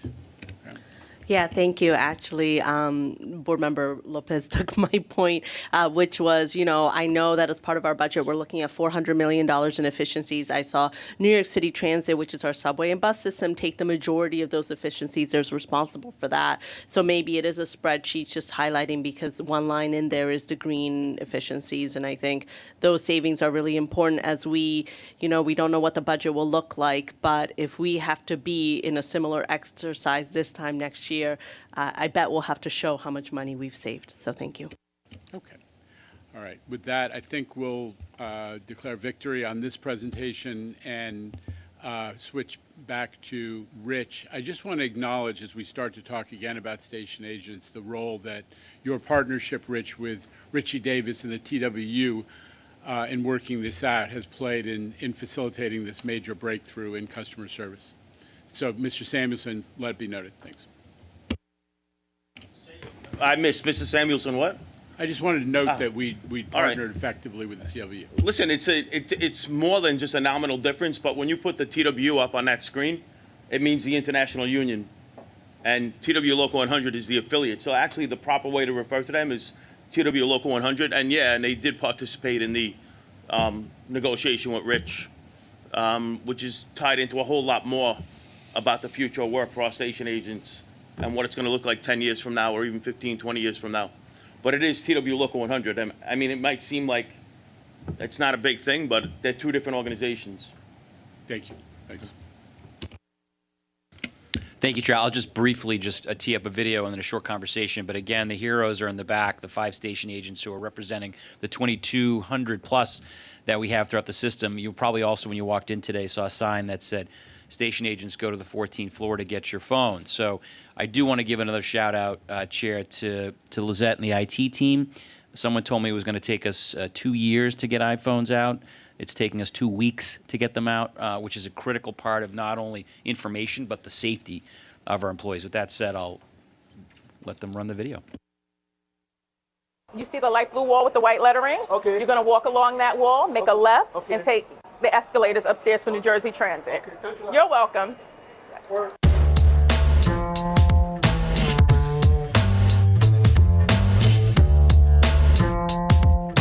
I love this job! No. My name is Matthew Patrick. I've been with Transit for a little over a year. My name is Station Agent Rochelle McFadden. I've been with MTA 4 years tomorrow. For me, coming out of the booth allows me to interact with the customer on a one-on-one basis.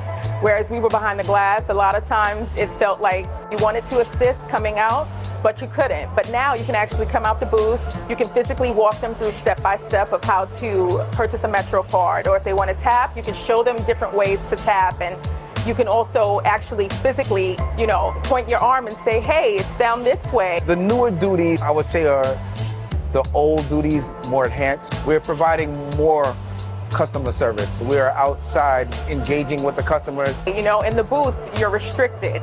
So now you're able to actually give them physical directions and show them, hey, you can exit this way or you can take the elevator here. Yeah, it was very difficult for me to try to help the customer with what they need to do on the MVM. I have to be behind the glass and I have to go, hey, no, you're touching the wrong button. No, that button over there. But so now I can come out and I can say, hey, let me guide you the right way to do this and get you to where you need to get to.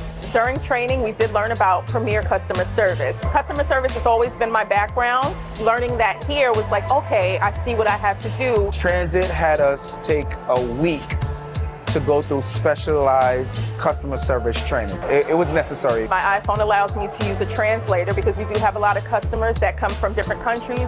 And right at my hands, I do have the MTA app, so I can look up directions and get them on the proper trains to get them where they need to go. One of the tools that we got from Transit were the iPhone. We use that in assisting the customer outside of the booth, using the maps and how to get from here to there.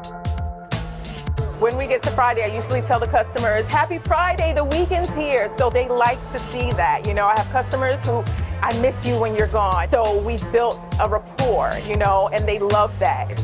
And that's what we need. We're showing customers that we really care about them and that we're putting their needs first.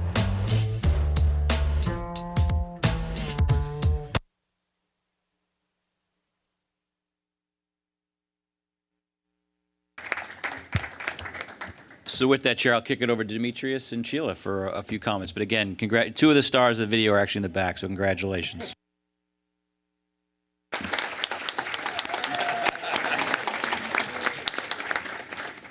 Turn on your mic. Good afternoon to the board. I was actually, say it again? No, I'm not going to the podium. You know what the threshold is. Good afternoon to the board. Today is a special day. Just have an opportunity to introduce Sheila Hudson, who is the current Vice President and Chief Stations Officer. She brought with her 5 distinguished guests, which are our customer service agents that you've been introduced to. I just want to ask them to take a stand again, because you guys are doing a fantastic job and truly appreciate all the work, the effort that you're putting in to get us here. So just a couple questions. It was great to see both Matthew and Rochelle out there. I could say that both of them have gotten a couple of compliments from some of our executive team as they've gone through Penn Station. But talking to customers and doing a great job, making them feel welcome. As the VP who oversees the stations division and its personnel, what do you see in them? Good afternoon, everyone. Thank you, Demetrius. I see two station agents who not only want to be helpful to customers, but are creating a sense of community. They want to be able to provide a human touch to the MTA. When you go into any store, any restaurant, you want to be greeted, you want it to be valued, and that's what we're trying to do here in New York City Transit. I love that. Seeing our customers as real customers, they have a face, they come from a home, they had live in communities, they're going to work. I mean, that means a big, that takes a whole lot of, takes things a whole different perspective. So one question that everyone continues to ask is, are all of the agents out of the booth yet? Okay, Demetrius, yes, all agents are out of the booth. However, until they complete their training, they are working in the immediate control area. Once that agent is trained, then they are allowed to roam the entire station confines. There are almost 2,200 station agents we're currently working with. We're currently training 32 station agents per week. We're looking to increase to 48 in the near future. Once we get those employees fully deployed, they will start to move out through the system. I know that the public is excited to see them coming out, but we do ask them to be patient for us. I appreciate that. And as Matthew mentioned during the video, you know, that 5-day training program is all-inclusive. It goes into a great deal of customer service skills and training, and we want to make sure that they get the most out of it. We don't want to rush through it. So if we talk a little bit about change management, you know, where we need to be, you talked about the training. How are we getting agents ready for their new role, making them feel comfortable stepping out of the booth? What does that look like? Okay, well, we're training them for a full entire week. Some of the things that we're showing them in the training school, actively listening to our customers and understanding their needs, showing empathy to persons when need be, how to improve communication skills by maintaining a positive attitude and positive words, showing them de-escalation and conflict techniques, and how to support our customers with disabilities. One of the things we also try to show them is tools that they can use, such as Ms. McFadden mentioned, Google Translate, in order for us to be able to communicate with our customers who do not speak English. And one of the things that we're working with is our supervisor and management team are out and about working with the station agents outside of the booth, engaging with customers as well, showing them as they transition into this new role. Okay. Now, you mentioned a number of the members of the team, from supervisors to management, but we also have one other group of employees that are also outside of the booth right now, and that's the cleaners. Have you seen any information transition from cleaners to the station agents on things that they've been doing? Like, what are they offering to the station agents? Okay, well, not only are our cleaners showing tips and techniques, our supervisors and managers who also work outside of the booth are also working with the agents. We're showing them to be aware of their surrounding, making contact and introducing themselves to other employees, such as the police department, security guards, any transit employee that happens to be working on that particular station. And then knowing where your safety devices are in order for, such as your help points, in order for that to be assisting them while they're outside. Great, great. So let me tell you, the focus on customer service has been, you know, primary, and it has been consistent, and it has been diligently carried through by you and your team. So we're doing these customer service agents, and we also have customer service centers that are coming online. Customer. Is there any mix between the two? How are the two connected? Okay, well, our agents actually go through the same training, but there are some transactions that only can be done at our customer service centers. If a customer needs reduced fare, the station agents will direct our customers to one of the 15 locations within the system, rather than them having to come down to Stone Street. All right. So is there any interaction you've seen that you'd like to highlight? One of the interactions I like to say is I like to commend all the agents that are standing in the back. They are embracing the new change as we roll out this program. They will be our pioneers as we move forward into the system. One of the things I would like to mention, and I think Ms. McFadden said it on the screen, Ms. McFadden took off a couple of days a couple of weeks ago. And while standing on her station, working with the other agents, we had not one, not two, but multiple customers coming up saying, well, where's Miss McFadden? I want to see Miss McFadden, and I miss my welcome Happy Friday. That right there, Demetrius, shows me that we are making a difference. We are starting to see our customers provide positive feedback, and we will use those recommendations and positive feedbacks in order to move us forward in the future. Thank you, Sheila. I mean, the work of Ms. McFadden, Keith, it proves that one individual can make a huge difference in what we do. Now times that by 2,200 and see what we're capable of doing. That's all I have. Thank you. Thank you so much, Demetrius. Thank you, Ms. Hudson. I had a question from the floor. Ms. Mahaltzis. Not a question. I just want to say thank you, Demetrius. Thank you, Sheila. And thank you to the 5 station agents. I'm sorry I don't know your names, for making our system that much better. And keep up the great work.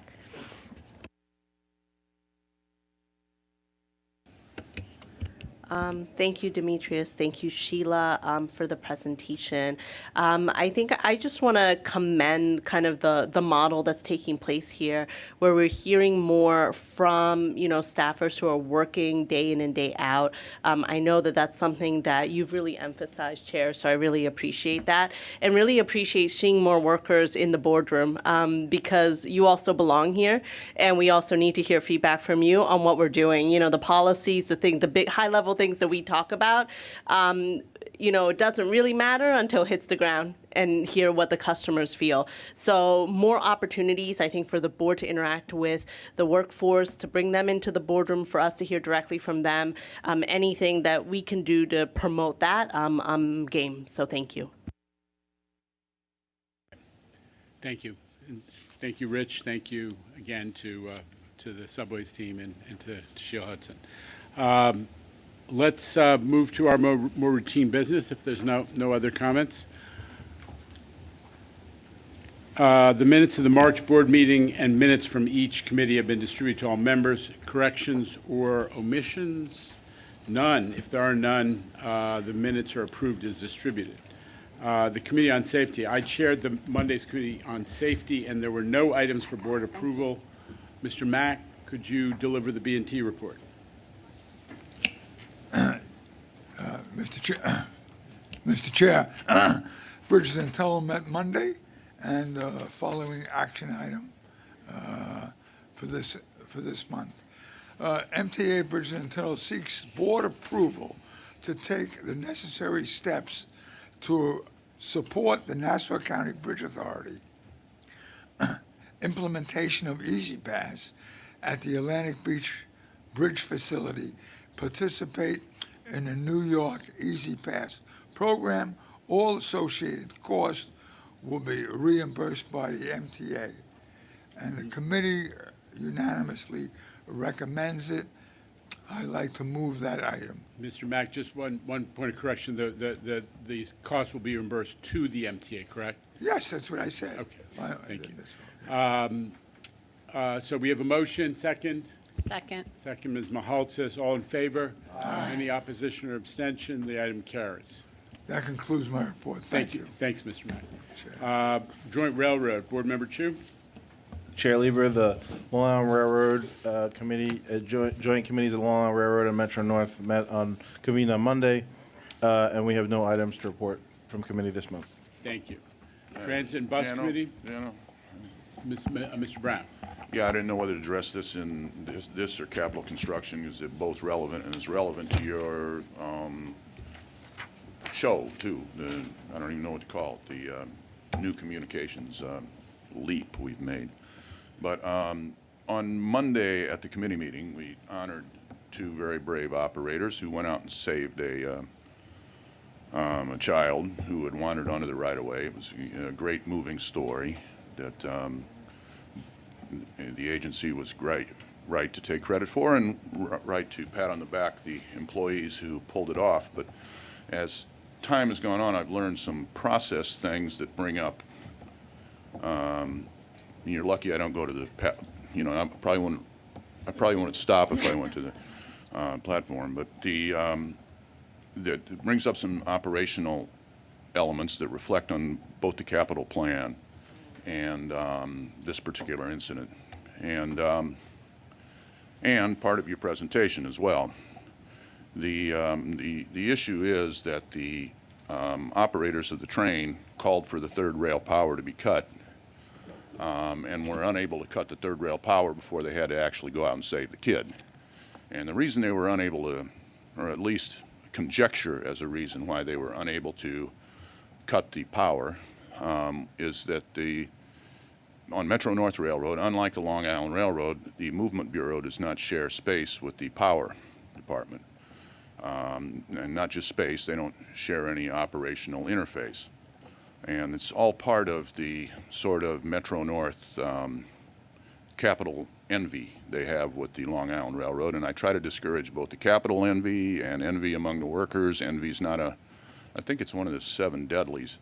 And I try to discourage it in my, but it's sometimes hard to resist. And so obviously, that will be addressed at some point in the chain of capital construction that we do.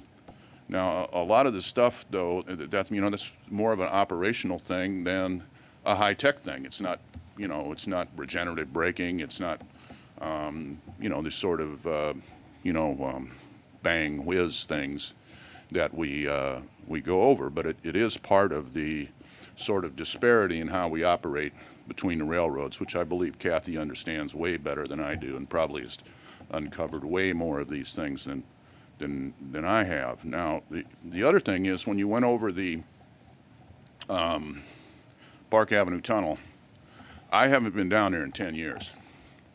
But the last time I was down there, I mean, in the unlikely event there is a hell and I die and go to it, which is much more likely, it will look a lot like the Park Avenue Tunnel. And part of my vision for the Park Avenue Tunnel is that Eric Adams will station the New York City rat czar in the Park Avenue Tunnel as a way to sort of get to the whole Spanish Harlem rat convention that's down there. John, having been a track guy, knows the rat situation in the tunnels. But the way it has been allowed to degenerate, while the MTA has spent $12 billion on East Side access, and this is not a high-tech thing, stopping drainage problems and lighting problems are not really high-tech things. We could have done all those things if you could have gotten it somewhere up in the order, in the hit parade of MTA capital projects. And, it's a small wonder the workers and employees at Metro North have developed this sort of envy with the rest of the railroads. And, I hope that we really follow through on doing the Park Avenue Tunnel this time. But there's certainly been many opportunities since the last time I was down there to get this project started.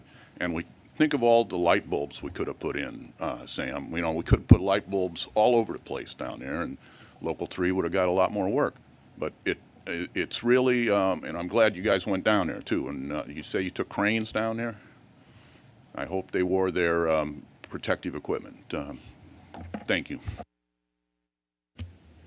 Thank you. I think reinforcing the point I was trying to make about the urgency of doing that. But I think we have a motion on the table, trying to catch up where we are. Transit No, and no, bus. I was ready to make my, Bus. okay. Transit and bus. Okay. Thank you. Good afternoon, Chair Lieber. The New York City Transit and Bus Committee met on Monday and reports the following. There's one competitive item for $23.7 million. The committee recommends this item, and I move it. Second? Second. Thank you, Ms. Lopez. All in favor? Aye. Any opposition? Abstention? The motion is approved. Mike, this concludes, your mic, Jenna. This concludes the New York City Transit report. Okay. Board Member Velez, can you do the Diversity Committee report, please? Good afternoon, Chair Lieber. The Diversity Committee met on Monday and reports the following. There is one action item this month. The committee seeks board approval of the 2023 Consolidated Title VI Program Update and Service Monitoring Results. The committee recommends this item, and I move it. Second. All in favor? Aye. Any opposition or abstention? The item is approved. Thank you. This concludes my report. Mr. Solomon, Capital Program.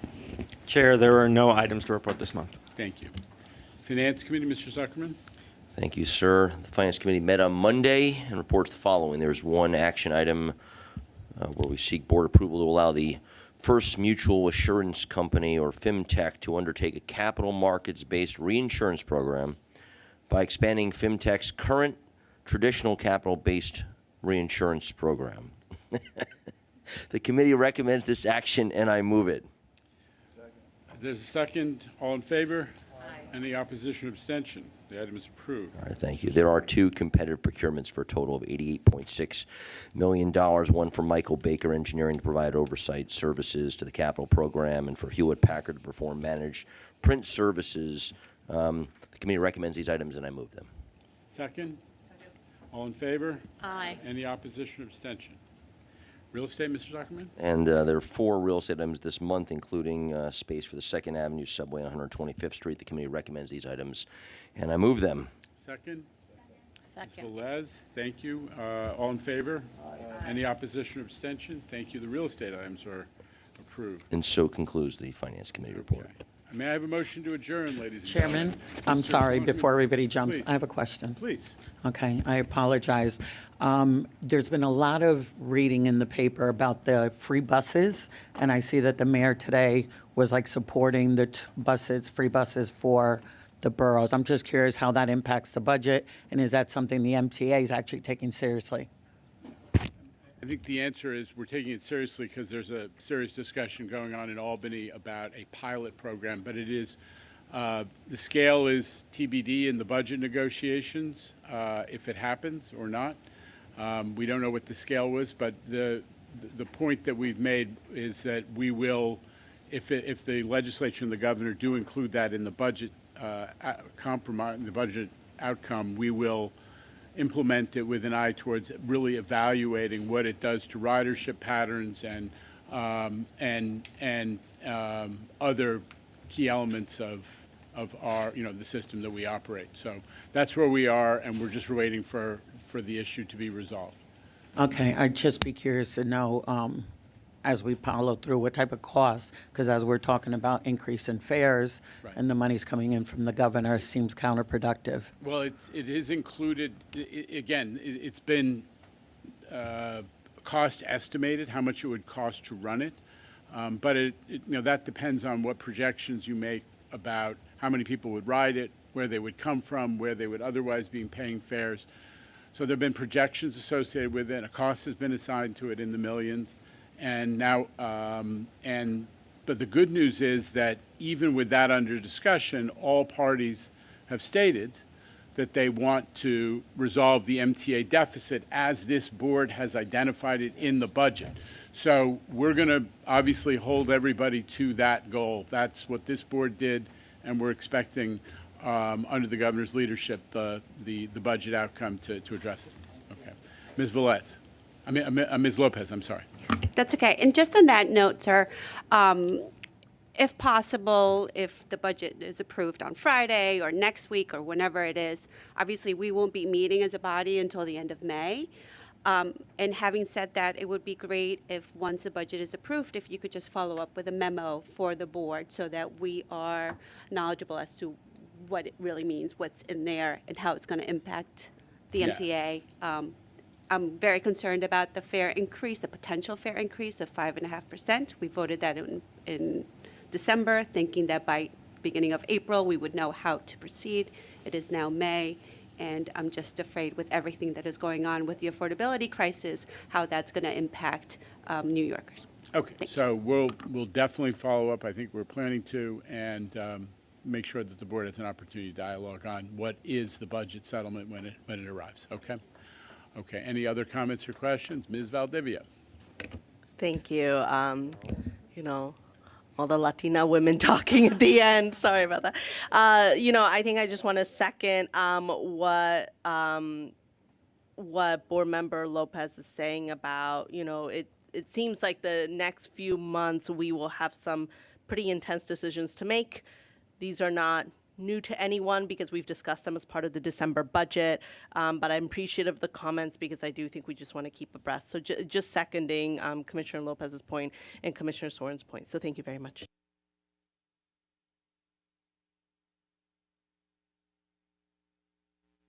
Motion on the table for an adjournment. Any opposition or abstention? We are adjourned.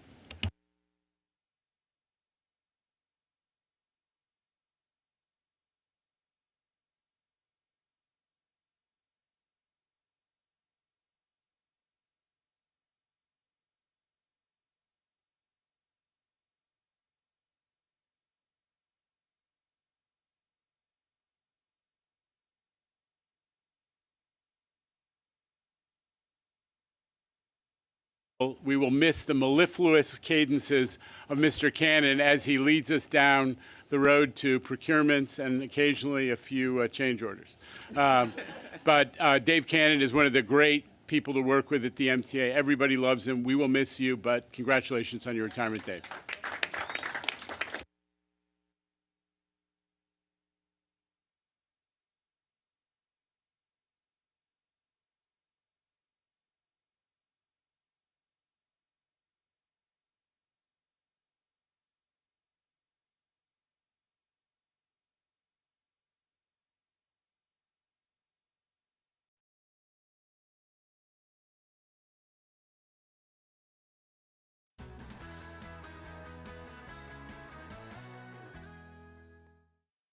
What does a bus maintainer do?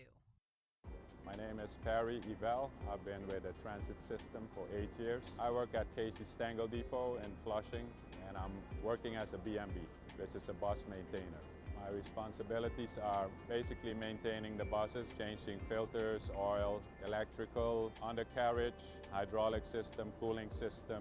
My main pick is brake system. We're specialized in brakes. I think our job is the most critical because if the bus don't stop, people will get hurt. When an individual comes to New York City Transit as a maintainer, there's different training that they receive. So they'll get training on the bus from the front to the rear, electrical, diagnostics, body work, depending on what their title is. You have to be a person that cares about your job. You have to be accurate in what you do, especially in my field, where I said, the brakes are very important. It's a safety issue. You check and you recheck, make sure that everything is done correct, and you make sure that your job is done very well. And I'm kind of a perfectionist too, so that helps. I see our buses on the streets, picking up passengers, taking them where they need to go. Makes me feel proud knowing that they're in a safe bus. Since I was young, I love mechanics. I never knew that this would have been my job. It's a great thing to work for the greatest city in the world and servicing millions of New Yorkers and people all over the world. It's a great privilege, and I think it's a great honor to work in this city and the biggest bus company in the world.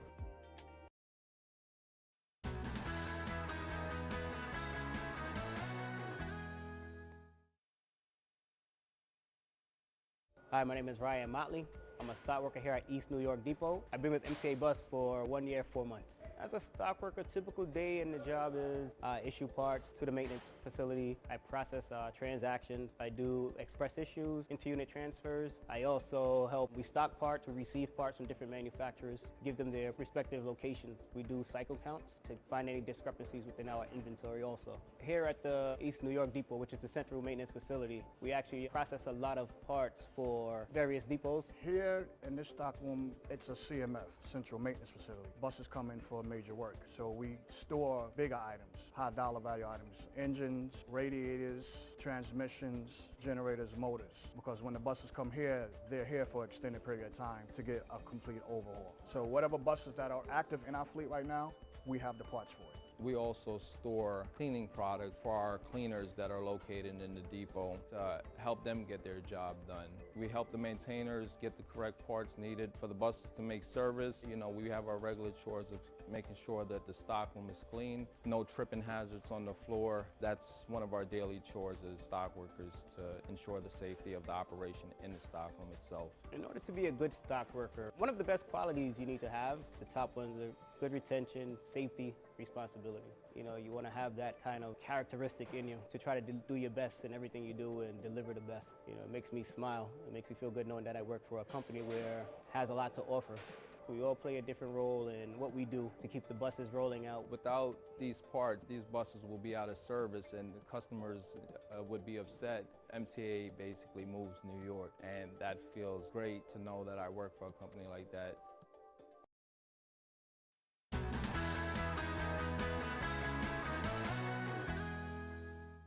What does a record do?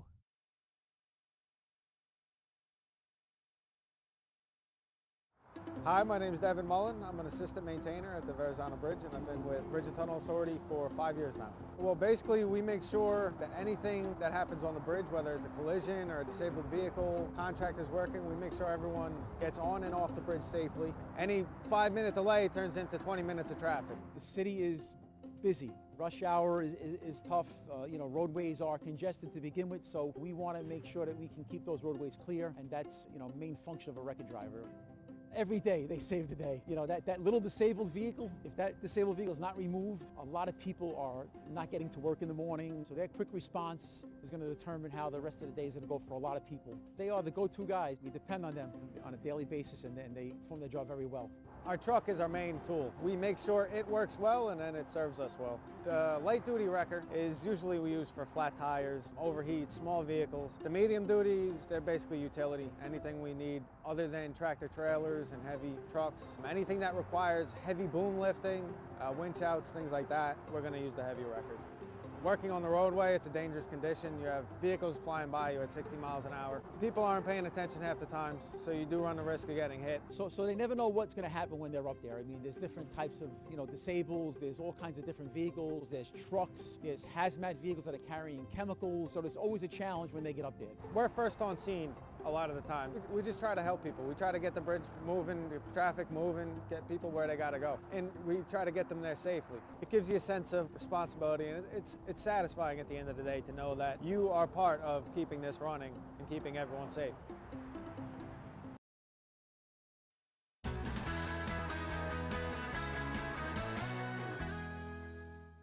What does a system operator do?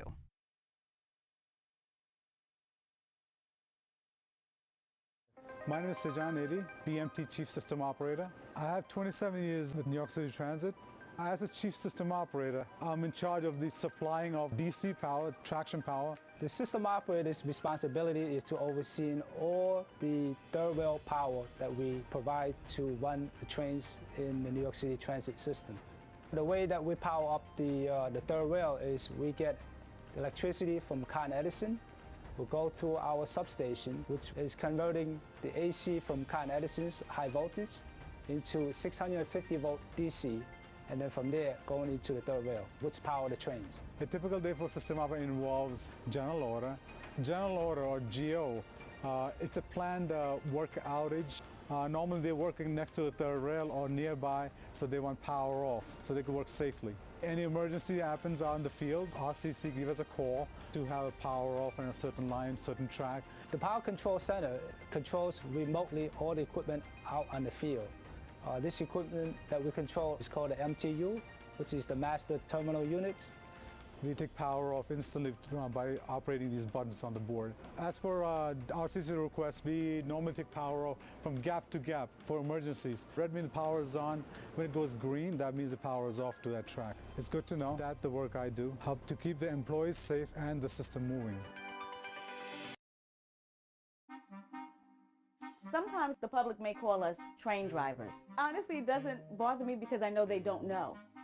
My name is Keisha Cole. I'm a train operator, and I've been with MTA for 6 years. I work on the 7 line. It's approximately 21 stops from Main Street to 34th Street, and it takes about 36 minutes from end to end. My name is Jim Van Name. I'm a train operator for New York City Transit. I've been here about 3.5 years. I operate the train on the Q line, which end to end is approximately 44 stops, and it takes me about an hour to complete.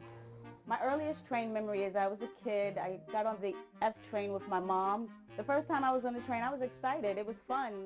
I was raised on Staten Island, and my friends and I used to take the Staten Island ferry over to the city, and we used to ride the train all over the place. That's probably where I got my first love of the subways. As a train operator, there are two different ways you can pick up your train. You can pick up your train in the yard as a put-in, which means you okay your train for service and bring it into the terminal station, which is the last stop on the train line. Or you can actually pick it up from the terminal station. When preparing my train for service, I do various checks to make sure it's safe for myself and for the public. Once my day starts, I have about 3 round trips. I take passengers from Main Street to 34th Street and back to Main Street. That's 1 round trip.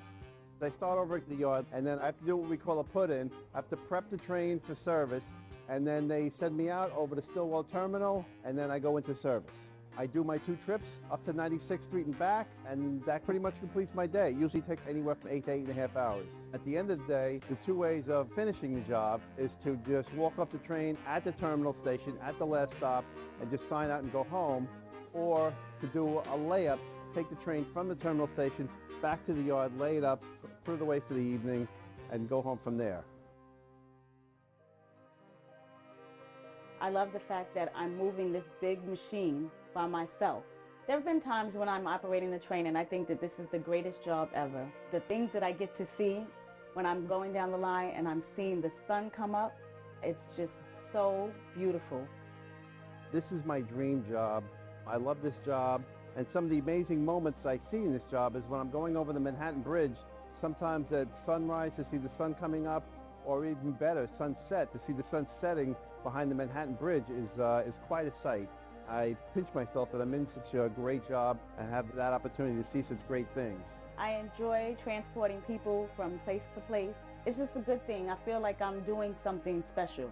I love trains. I love operating the trains. I love being a part of New York City Transit. And knowing that I'm helping people get through their day and get to where they need to be gives me a lot of satisfaction.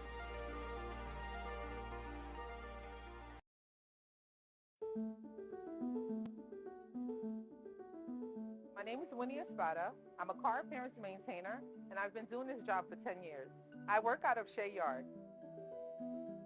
I was interested in helping the community, the public, so when our passengers get on the train, they'll see that I cleaned it. I'll feel good that I did the job, that they're comfortable and they don't have to worry about the mess because we took care of it. Well, I always had a background in cleaning with janitorial work and also car detailing. So I came to the railroad and used my skills that I learned from there to help clean the trains. I like working on the train, working with the equipment. I always enjoy cleaning, so that's really it. A typical day is thorough cleaning here in the EIC dock, where we take the seats apart, make sure the sides of the seats are clean from garbage. Any newspaper, cans that are left behind, we clean that up. Clean the windows, we take care of the doors. We make sure that the engineer's cab is clean and ready for him to go for the day. So we take pride in making sure we sanitize everything from the bathrooms itself and everything the customer put their hands on. So it's very important to make sure we take care of our customers here. We sanitize everything. My work is important because we have to make sure the trains are clean, especially in the times of the pandemic. We have to make sure the trains are disinfected and ready for all riders to be comfortable getting onto the train. There's a lot of anxiety going on right now with passengers and customers getting onto dirty trains. So our job is to keep everybody safe and keep everybody's head in the right place.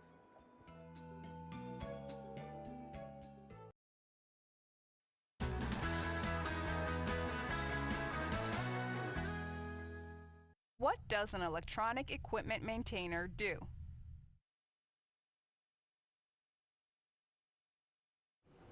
Paul Julian, electronic equipment maintainer. I've been in transit for 5 years. I work in the department of RSS, Radio and Security Systems. Our responsibility is to ensure that the radio system is functioning very efficiently, for that provides communication to the trains, It also provides crucial and important communication for the police in the system, the EMS in the system, and the fire department in the transit system. Also, the surveillance system must be maintained. Therefore, we can have proper security and proper recording of activities in the subway system. The intrusion alarm system must also be maintained. These security systems are responsible for preventing and, if it happens, to alert any breach, whether it's the breach of a door that has sensitive equipment beyond it, or whether someone enters the tunnel beyond the platform without permission. A key motivator in what we do is to know how important communication, surveillance, and security is to New York City Transit and New York City as a whole. That gives you a sense of duty and pride in doing what we do.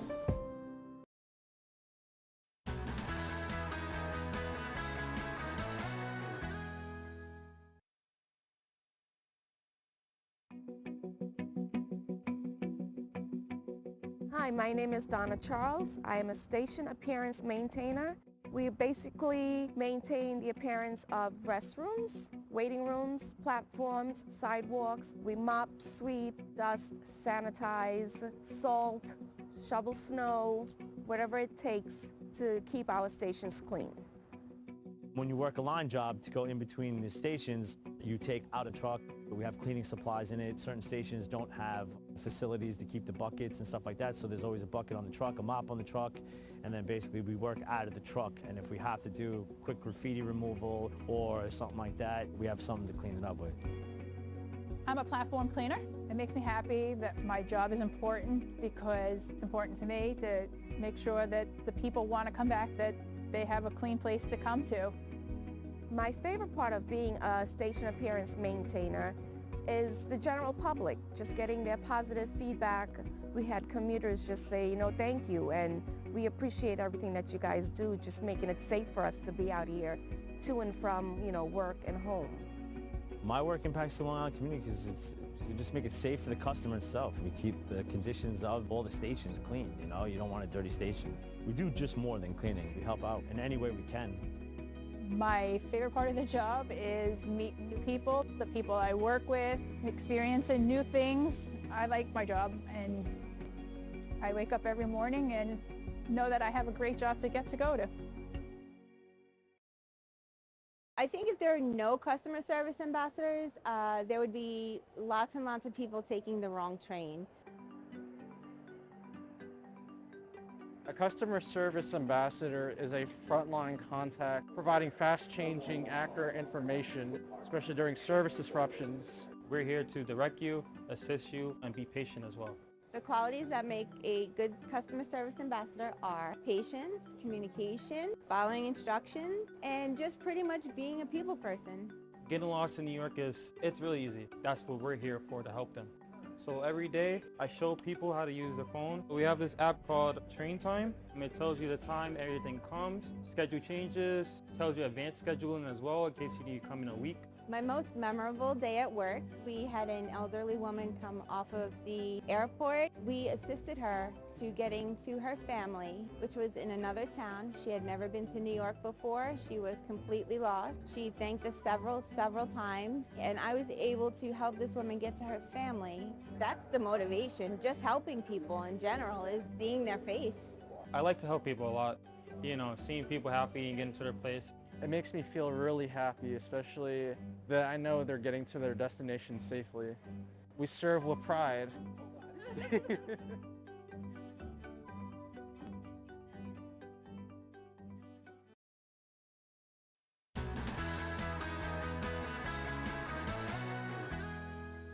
What does a depot bus dispatcher do?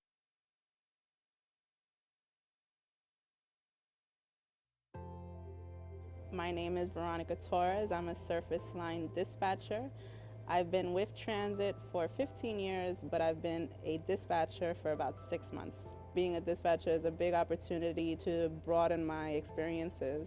I like working with people, so that also gives me an opportunity to interact with the bus operators and other people as well. From the time that the bus operators come to report, we have to make sure that they're in full uniform, that they're fit for duty. Then we also have to give them the buses to go out into service, make sure that the service is done on time, that the buses are safe and fully functional.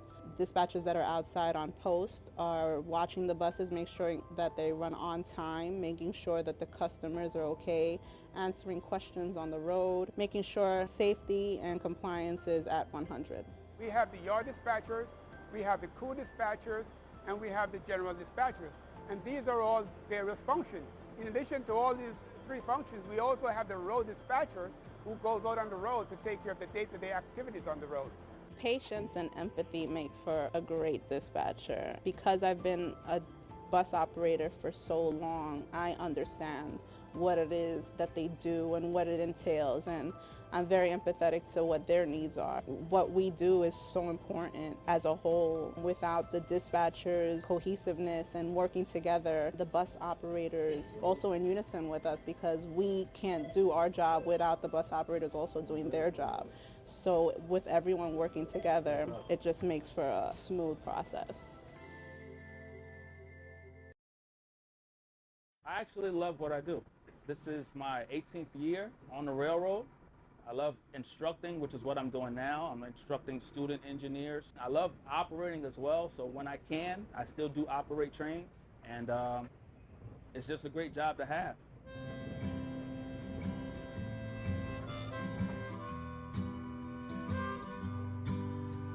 My name is Inade Maruga Sr. I'm currently a locomotive engineer, special duty instructor.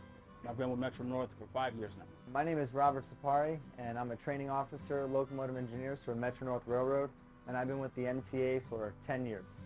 My earliest train memory is being in the train with my dad as he was operating. I'm second generation railroad. We actually operated around the same time just before he retired, so that's probably one of my biggest memories. Responsibilities for a locomotive engineer are vast, from dealing with your crews and having a job safety briefing to checking your equipment and making sure all your safety checks are complete. Safety plays a major role in what we do because of how many lives we're responsible for.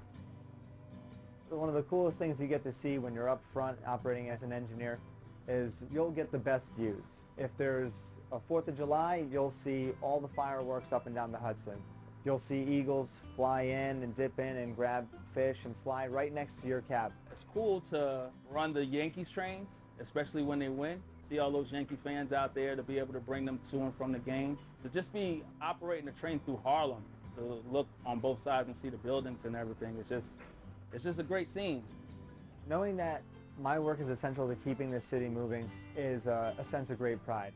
It gives me great satisfaction knowing that I'm getting thousands of people to their destination safely, and they're relying on me to get to work. I'm an engineer, and I run trains as an essential employee, moving essential employees.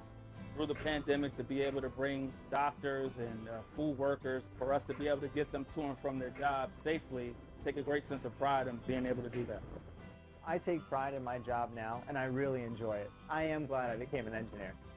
It's an amazing job. You know, it's a lot of responsibility, but at the end of the day, when I go home, you know, I'm happy with what I've done for the day at work. I know that I have a great job to come to, and I'm grateful for it.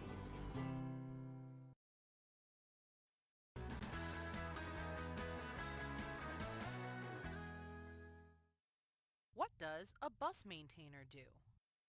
My name is Perry Evel. I've been with the transit system for 8 years. I work at Casey Stengel Depot in Flushing, and I'm working as a BMB, which is a bus maintainer.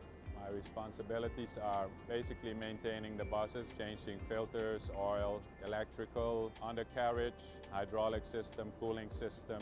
My main pick is brake system. We're specialized in brakes. I think our job is the most critical because if the bus don't stop, people will get hurt. When an individual comes to New York City Transit as a maintainer, there's different training that they receive. So they'll get training on the bus from the front to the rear, electrical, diagnostics, body work, depending on what their title is. You have to be a person that cares about your job. You have to be accurate in what you do, especially in my field, where I said, you know, the brakes are very important. It's a safety issue. You check and you recheck, make sure that everything is done correct, and you make sure that your job is done very well. And I'm kind of a perfectionist too, so that helps. I see our buses on the streets, picking up passengers, taking them where they need to go. Makes me feel proud knowing that they're in a safe bus. Since I was young, I love mechanics. I never knew that this would have been my job. It's a great thing to work for the greatest city in the world and servicing millions of New Yorkers and people all over the world. It's a great privilege, and I think it's a great honor to work in this city and the biggest bus company in the world.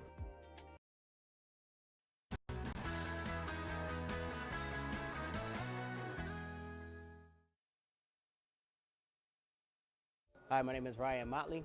I'm a stock worker here at East New York Depot. I've been with MTA Bus for 1 year, 4 months. As a stock worker, typical day in the job is issue parts to the maintenance facility. I process transactions. I do express issues, inter-unit transfers. I also help restock parts or receive parts from different manufacturers, give them their respective locations. We do cycle counts to find any discrepancies within our inventory also. Here at the East New York Depot, which is the central maintenance facility, we actually process a lot of parts for various depots. Here in this stock room, it's a CMF, Central Maintenance Facility. Buses come in for major work, so we store bigger items, high dollar value items, engines, radiators, transmissions, generators, motors. Because when the buses come here, they're here for an extended period of time to get a complete overhaul. So whatever buses that are active in our fleet right now, we have the parts for it. We also store cleaning products for our cleaners that are located in the depot to help them get their job done. We help the maintainers get the correct parts needed for the buses to make service. You know, we have our regular chores of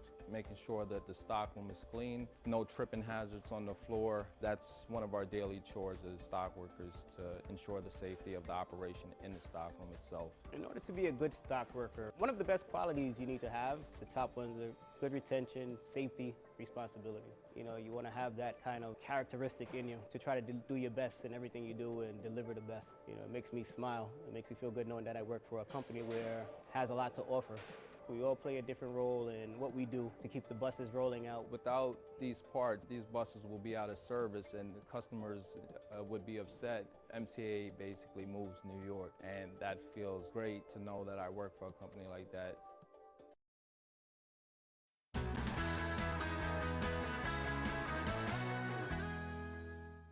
What does a record do?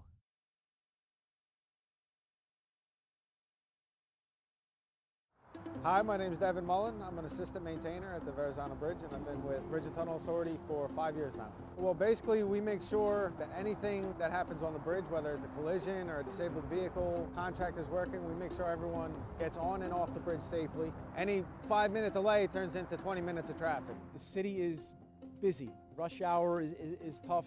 You know, roadways are congested to begin with, so we want to make sure that we can keep those roadways clear, and that's, you know, main function of a record driver.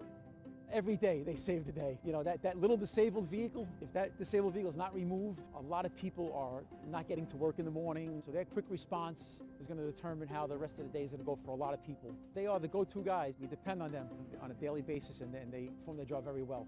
Our truck is our main tool. We make sure it works well, and then it serves us well. The light duty wrecker is usually we use for flat tires, overheat, small vehicles. The medium duties, they're basically utility. Anything we need other than tractor trailers and heavy trucks. Anything that requires heavy boom lifting, winch outs, things like that, we're going to use the heavy wreckers.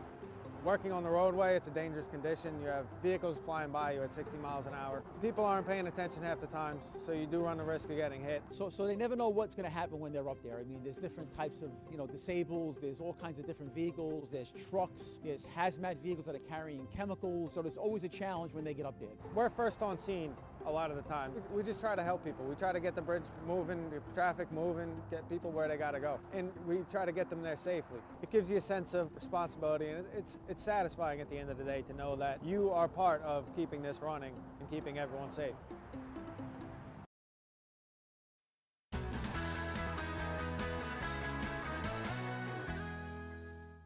What does a system operator do?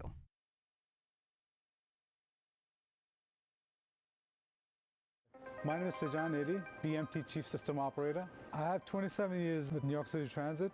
As a Chief System Operator, I'm in charge of the supplying of DC power, traction power. The system operator's responsibility is to oversee all the third rail power that we provide to run the trains in the New York City Transit system.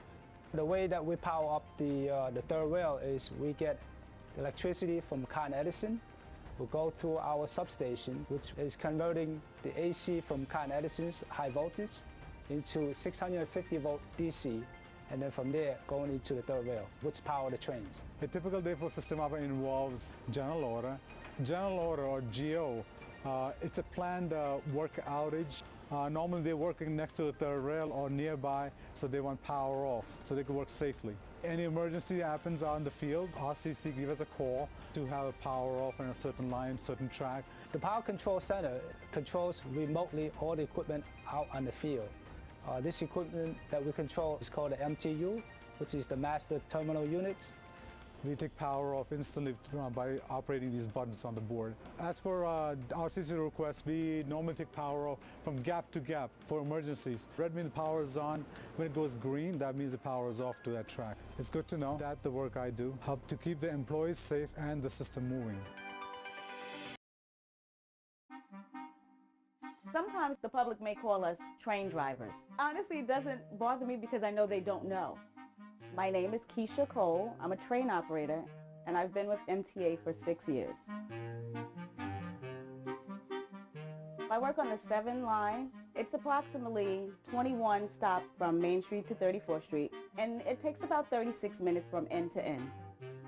My name is Jim Van Name. I'm a train operator for New York City Transit. I've been here about 3.5 years. I operate the train on the Q line, which end to end is approximately 44 stops, and it takes me about an hour to complete. My earliest train memory is I was a kid. I got on the F train with my mom. The first time I was on the train, I was excited. It was fun. I was raised on Staten Island, and my friends and I used to take Staten Island Ferry over to the city, and we used to ride the train all over the place. That's probably where I got my first love of the subways. As a train operator, there are 2 different ways you can pick up your train. You can pick up your train in the yard as a put-in, which means you okay your train for service and bring it into the terminal station, which is the last stop on the train line. Or you can actually pick it up from the terminal station. When preparing my train for service, I do various checks to make sure it's safe for myself and for the public. Once my day starts, I have about 3 round trips. I take passengers from Main Street to 34th Street and back to Main Street. That's 1 round trip. I start over at the yard, and then I have to do what we call a put-in. I have to prep the train for service, and then they send me out over to Stillwell Terminal, and then I go into service. I do my 2 trips up to 96th Street and back, and that pretty much completes my day. It usually takes anywhere from 8 to 8.5 hours. At the end of the day, the 2 ways of finishing the job is to just walk off the train at the terminal station at the last stop and just sign out and go home, or to do a layup, take the train from the terminal station back to the yard, lay it up, put it away for the evening, and go home from there. I love the fact that I'm moving this big machine by myself. There have been times when I'm operating the train and I think that this is the greatest job ever. The things that I get to see when I'm going down the line and I'm seeing the sun come up, it's just so beautiful. This is my dream job. I love this job. And some of the amazing moments I see in this job is when I'm going over the Manhattan Bridge, sometimes at sunrise to see the sun coming up, or even better, sunset, to see the sun setting behind the Manhattan Bridge is quite a sight. I pinch myself that I'm in such a great job and have that opportunity to see such great things. I enjoy transporting people from place to place. It's just a good thing. I feel like I'm doing something special. I love trains. I love operating the trains. I love being a part of New York City Transit. And knowing that I'm helping people get through their day and get to where they need to be gives me a lot of satisfaction.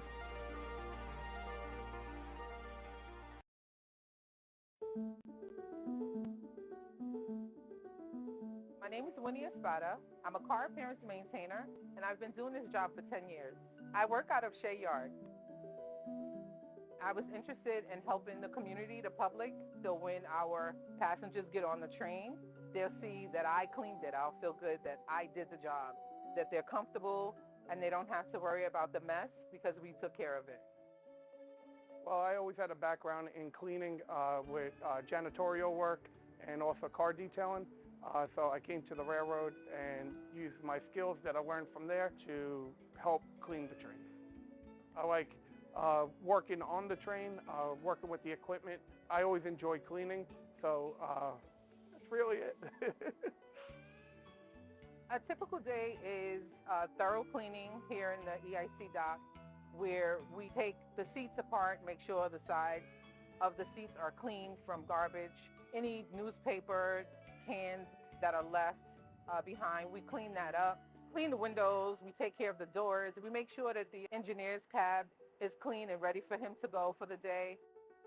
So we take pride in making sure we sanitize everything from the bathrooms itself and everything the customer put their hands on. So it's very important to make sure we take care of our customers here, we sanitize everything.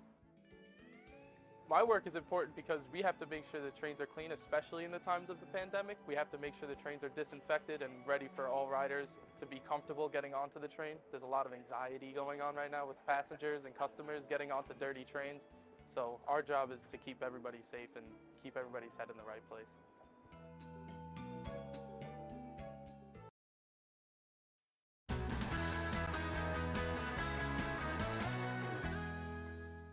What does an electronic equipment maintainer do?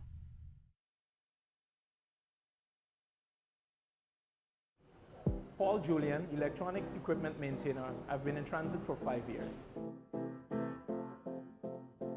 I work in the department of RSS, Radio and Security Systems.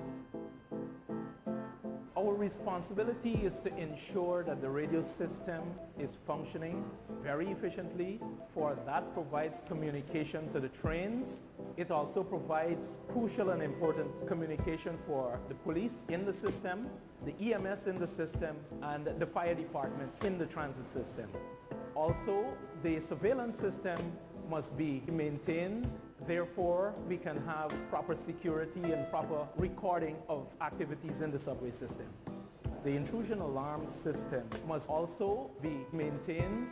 These security systems are responsible for preventing and, if it happens, to alert any breach, whether it's the breach of a door that has sensitive equipment beyond it, or whether someone enters the tunnel beyond the platform without permission.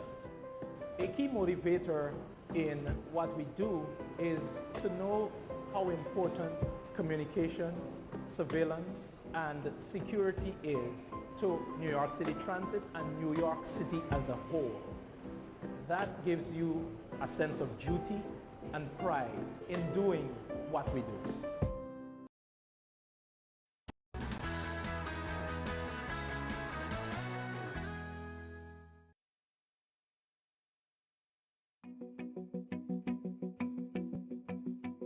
Hi, my name is Donna Charles. I am a station appearance maintainer. We basically maintain the appearance of restrooms, waiting rooms, platforms, sidewalks. We mop, sweep, dust, sanitize, salt, shovel snow, whatever it takes to keep our stations clean. When you work a line job to go in between the stations, you take out a truck. We have cleaning supplies in it. Certain stations don't have facilities to keep the buckets and stuff like that, so there's always a bucket on the truck, a mop on the truck, and then basically we work out of the truck, and if we have to do quick graffiti removal or something like that, we have something to clean it up with. I'm a platform cleaner.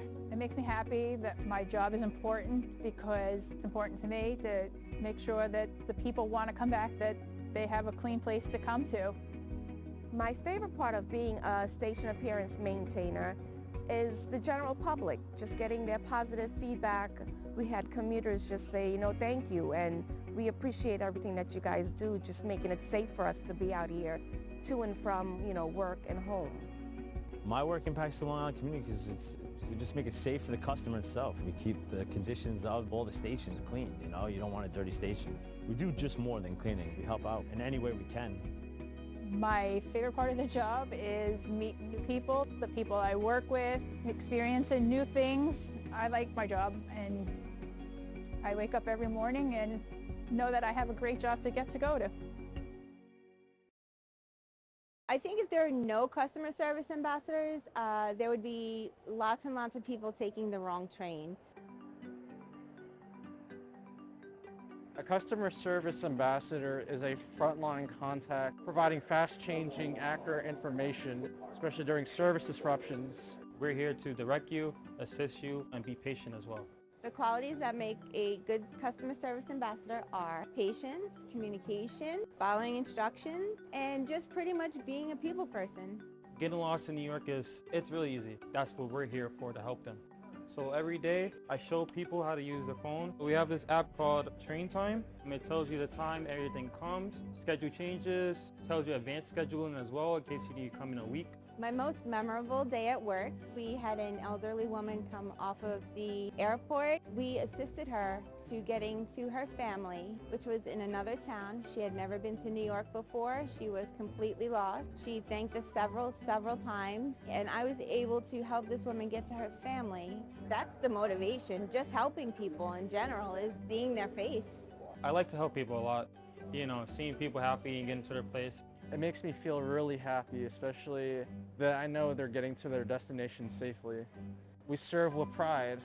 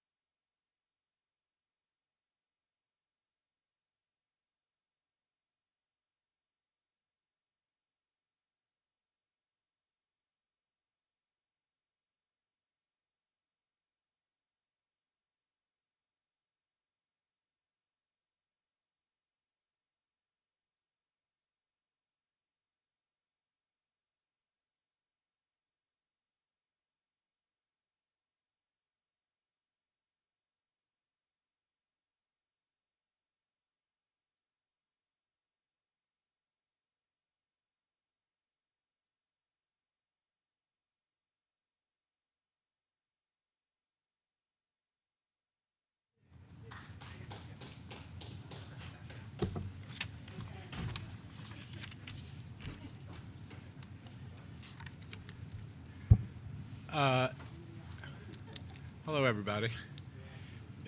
So this was an incredibly optimistic moment for the MTA. I mean, I talked a lot about where we are on ridership. Ridership is surging. We yesterday had our best Tuesday in the subways, 3.95 million, just short of that 4 million mark set last week. On Long Island Railroad was its best day ever, right, Kathy? Best day since COVID yesterday. We've had 20 days over 200,000 since Grand Central Madison opened. Before that, we had 2 days. Metro North hit a record last week. Overall, it was the best March, best month. March was the best month that all of the modes have had. Every day we're hitting new records on paratransit in terms of ridership, well in excess of pre-COVID numbers. And not to be overlooked, the ADA settlement, which became final this week, was a huge milestone for the MTA, both putting to bed a historic source of conflict and tension and disalignment with our disability community, who are our partners, but also, I think, emblematic of the passionate commitment that we have made in recent years to accessibility in all kinds of ways. So I talked a little bit about that. And not least, we got, we're waiting on the budget where we don't know everything about the outcome, but we do know that all three parties in the room have committed to fully address the MTA deficit, which we have been talking about for well over a year, that everybody has heard in Albany, all the decision makers in Albany have heard what we've said about the impact of COVID on the MTA's financial situation, and they're all committed to addressing that. And last but not least, on the human side, it's incredibly moving to see our workforce celebrated for their commitment and their heroism, which is daily, but especially because of the heroism of those folks on the Metro North workforce who saved that 3-year-old who got onto the track. So it's a really optimistic and positive moment for the MTA, and we're going to keep the momentum going. So with that, it's Minton time. Fabulous. Alfonso Castillo shared material for the meeting, as you saw it today, and decided, therefore, he wanted to come see the reaction in person. We'll go to him first. From Newsday, Alfonso. Just for the record, Alfonso had no idea I was going to steal his. I did not. I appreciate the free plug for Newsday TV, available on all streaming devices now. Clearly there's a talent as a video professional that is being uncovered. So keep at it. I just might have a future. Couple things. On Monday, you guys put out your long-awaited policy on personal electric vehicles, scooters. I know some Long Island Railroad riders who are really frustrated, annoyed by these things. Were maybe unrealistically hoping for an outright ban. I know unions talked about maybe at least having people require a permit or register them somehow.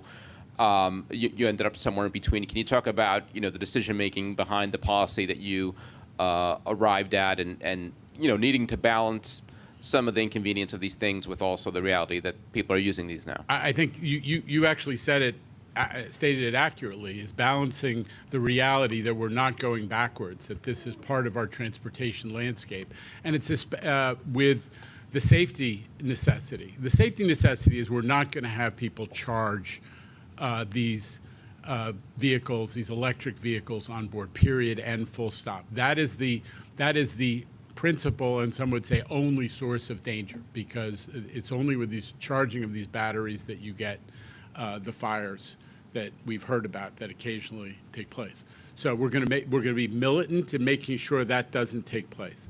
But at the same time, we want to be respectful of the fact that in a lot of parts of the commuter railroad world, this is a way that people are solving the challenge of the last mile, that they're coming from their homes to the railroad station, the commuter railroad station, and they also want to have these PEVs with them. A lot of them are electric scooters when they get to the city. or trying to move around even outside the city in environments that don't have as much transit as we have in New York City. So we want to be respectful of that. It's great to encourage people to use transit and not to have to own an additional car and to find additional parking. So it's a big plus, I think, for railroad riders and users, but we're going to do it safely. And I think you framed it right by saying, you know, the safety professionals looked at this very hard. They looked at the ways it was being handled in other jurisdictions. We did talk to our unions, represented in large part by Vinny Testatori, who's on our board, and you know, made a commitment to make sure we were working with the conductors to facilitate this new policy as well. The other thing, on Monday, we saw the Long Island Railroad's summer schedule that largely addresses some track work that's going on. I think there was some hope, expectation from some frustrated riders that this is where you're going to correct a lot of the issues from the Grand Central Madison schedule. So understanding that there have been adjustments made along the way, but what would you say to people who are a little disappointed that there weren't bigger changes to address some of the concerns that they've raised? First of all, I want to know if Kathy's here to come up.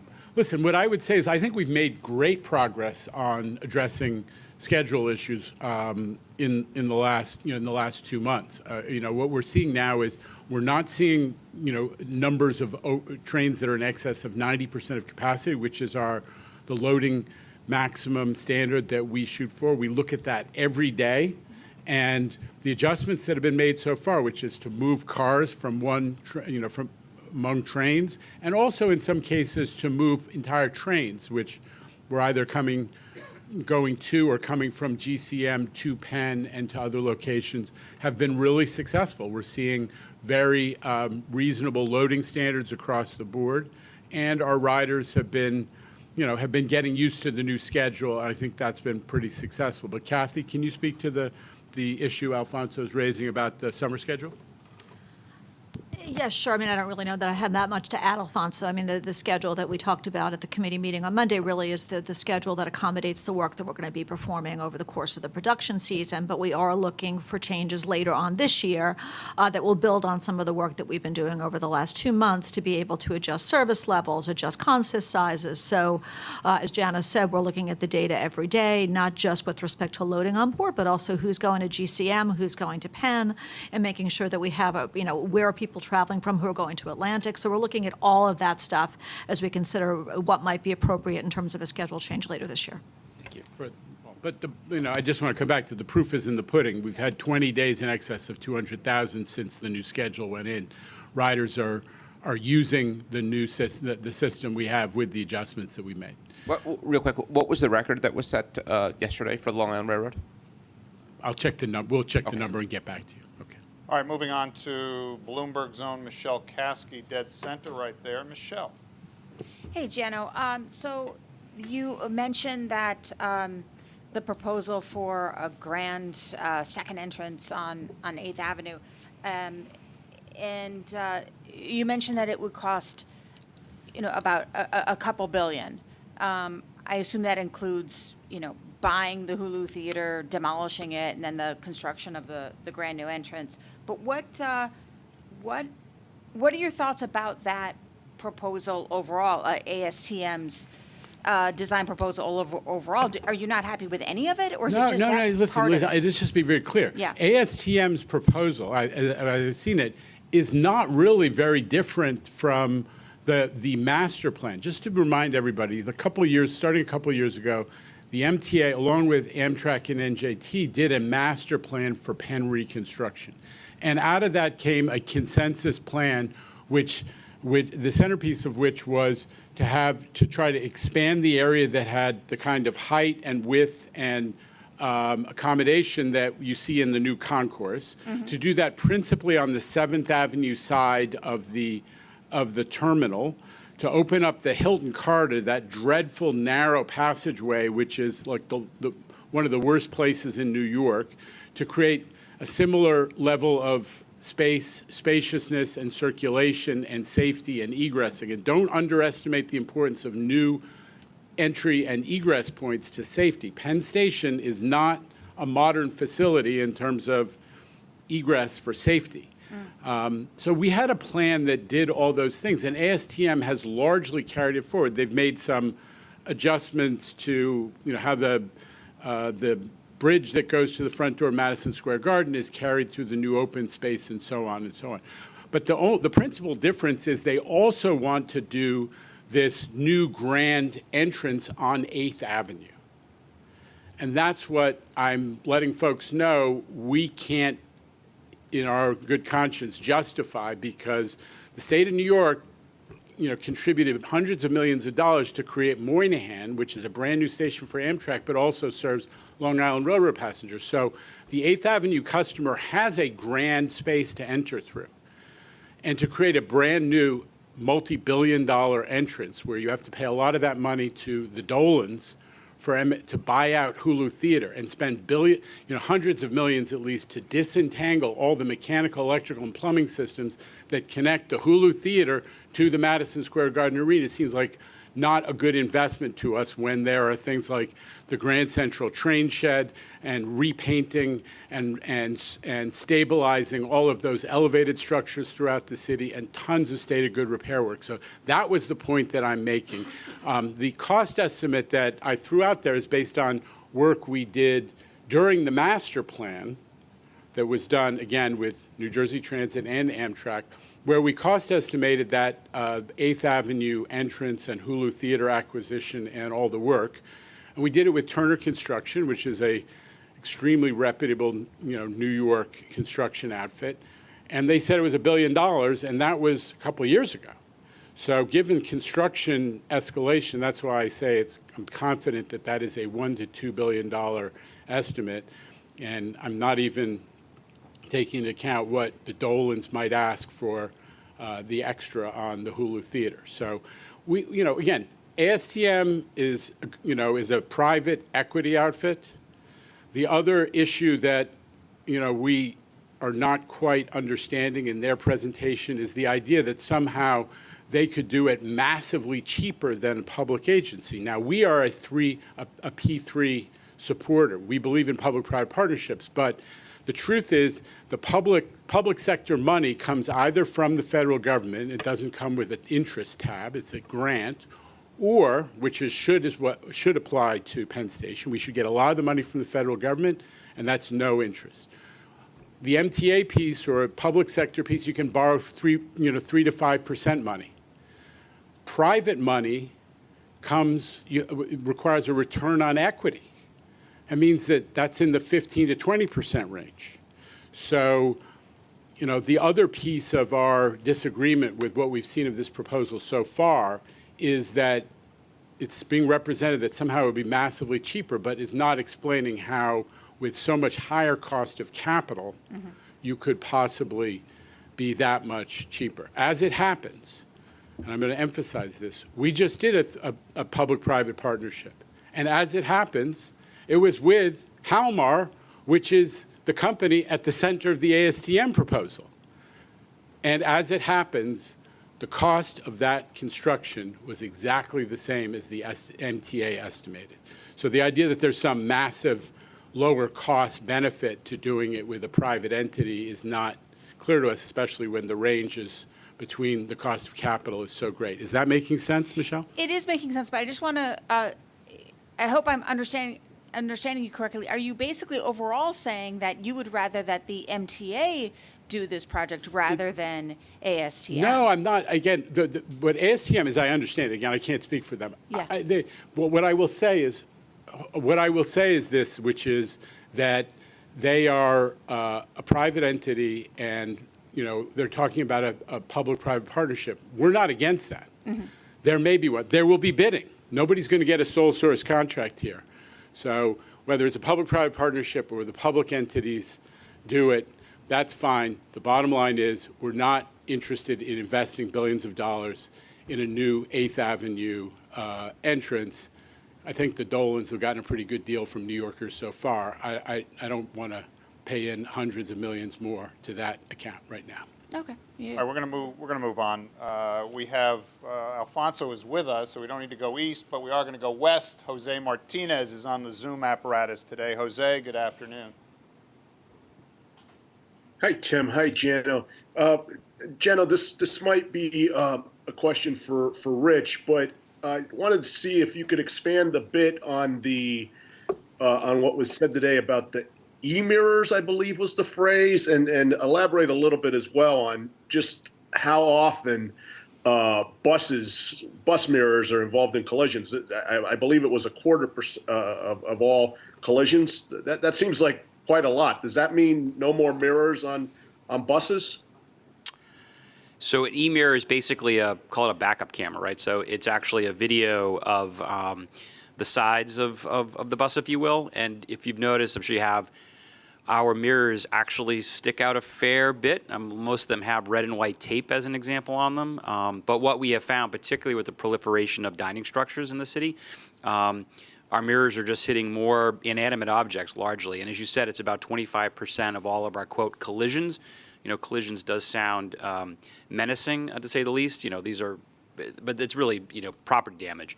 But the goal there is to try this technology out and then reduce our costs. And then, as I said, it's also an enabler for the cockpit that we've been talking to the TWU about and our bus operators.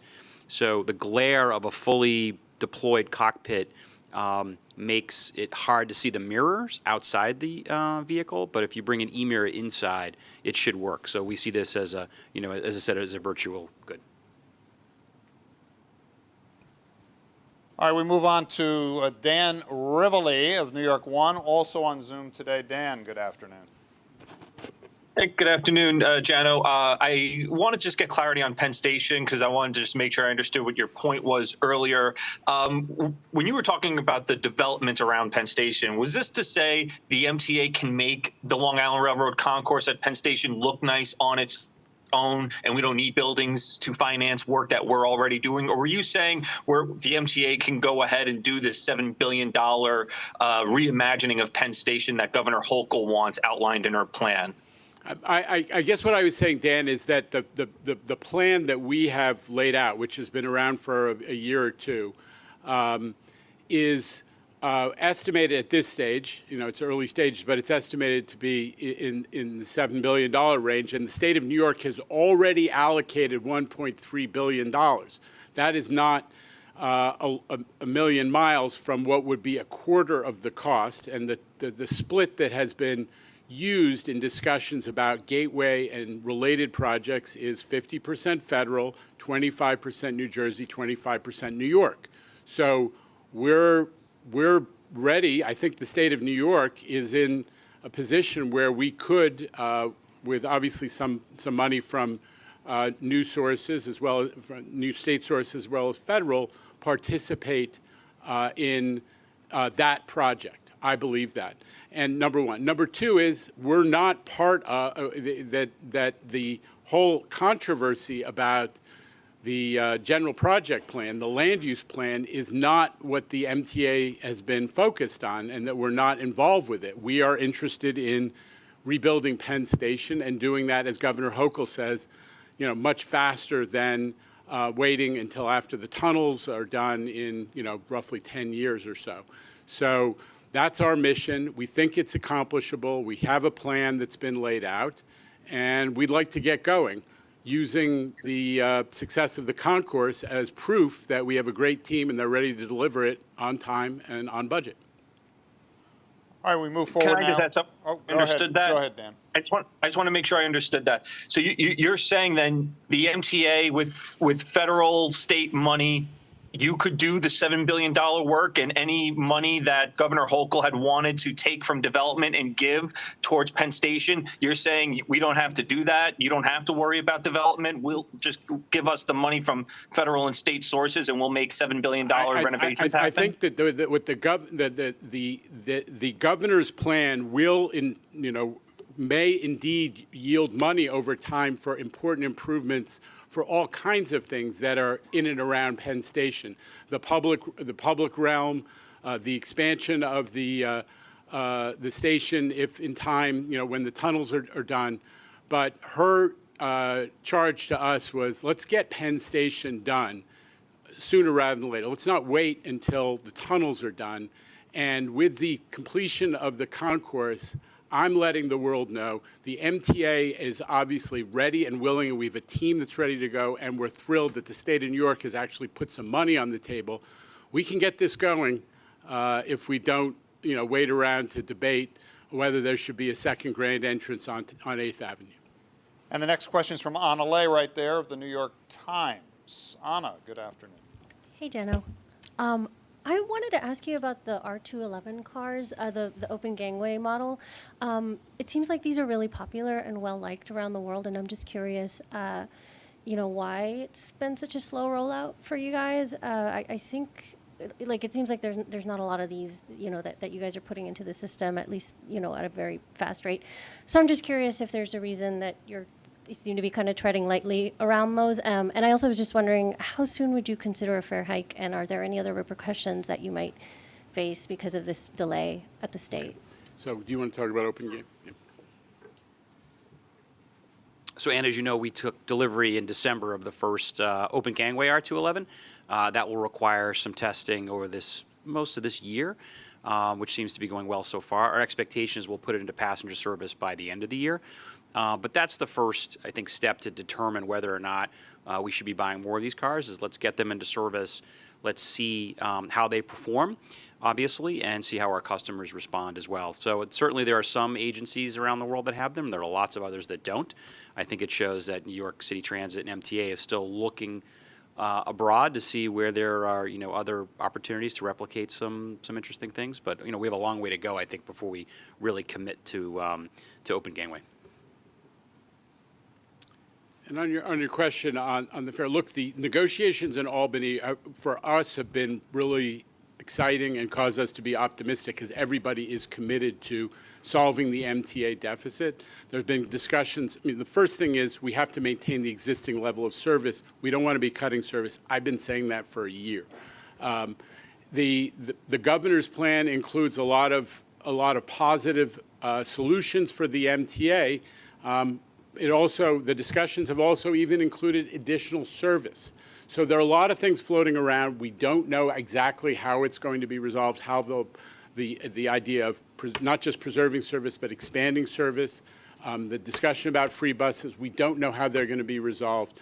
Until we see the whole package, I can't really answer the question about what will be the implications for the MTA. But we do know that everybody at that table has committed to solving the roughly $2 billion deficit the MTA was facing in toto and in full, and that's very positive. All right, we move to Nolan Hicks right here on the end from the New York Post. Nolan. I hope. I think, still. To follow up on all the questions about Penn Station, it seems the $7 billion plan is contingent upon getting Jersey Transit and Amtrak to play nicely. You know better than most it took a decade, give or take, to get the funding agreement hammered out for the new tunnels. Why should anyone expect a more expeditious resolution to fighting over paying for the redo of Penn? Well, those three parties, number one is we've all agreed on the master plan. It's sort of been forgotten in the discussion about some of these other ideas, completely new Penn Station, move Madison Square Garden. We respect all that. But we did, MTA, New Jersey Transit, and Amtrak did come together on the master plan and agree on that for the reconstruction of Penn Station. So what we're proposing is something that has been agreed to, and that, in fact, Governor Murphy, as well as Mayor Adams, and the chairman of Amtrak came to an event, a big public event with Governor Hochul endorsing that plan and celebrating the fact that we were starting design. That is a big leg up in terms of agreement among the parties. The other is that the progress that has been made on the tunnels, which has allowed the parties to come together on that, which the MTA is not involved with, I think has also created momentum for three-way agreement. So Governor Hochul has made clear to everybody that she really wants to move on Penn reconstruction, and I'm confident, based on the progress that's been made so far, that we can get to yes and advance the project. Otherwise, people wouldn't be coming to big public events. What does a $1.3 billion plan to improve Penn look like? If you got no more money from anyone, what could you do? Well, that's not our plan. So the state of New York has already allocated I think it was in last year's budget, $1.3 billion for Penn reconstruction. That money is sitting there, and what my point is, we are a long way into the process of funding the New York share of Penn reconstruction. I just wanted to convey that, we're not starting from scratch, and we're not totally dependent on office buildings being built, which is obviously not happening now. We're ready to move, and we have $1.3 billion, and that is a big leg up in the process of funding the New York share. All right, we're going to go to back to Zoom. Steve Nesson from WNYC in Gothamist is standing by at an undisclosed location. Steve, you're up. Hi, Jano. Just to follow up, sorry, on the Penn Station business, because it is somewhat new. Can you just explain or confirm, is the MTA planning to work with ASTM? And will the plan, the $7 billion plan, does that still include those big open skylights we saw renderings of, and turning it into a single floor station and the underground connection to Herald Square, things like that? And I have a second question about the e-mirrors.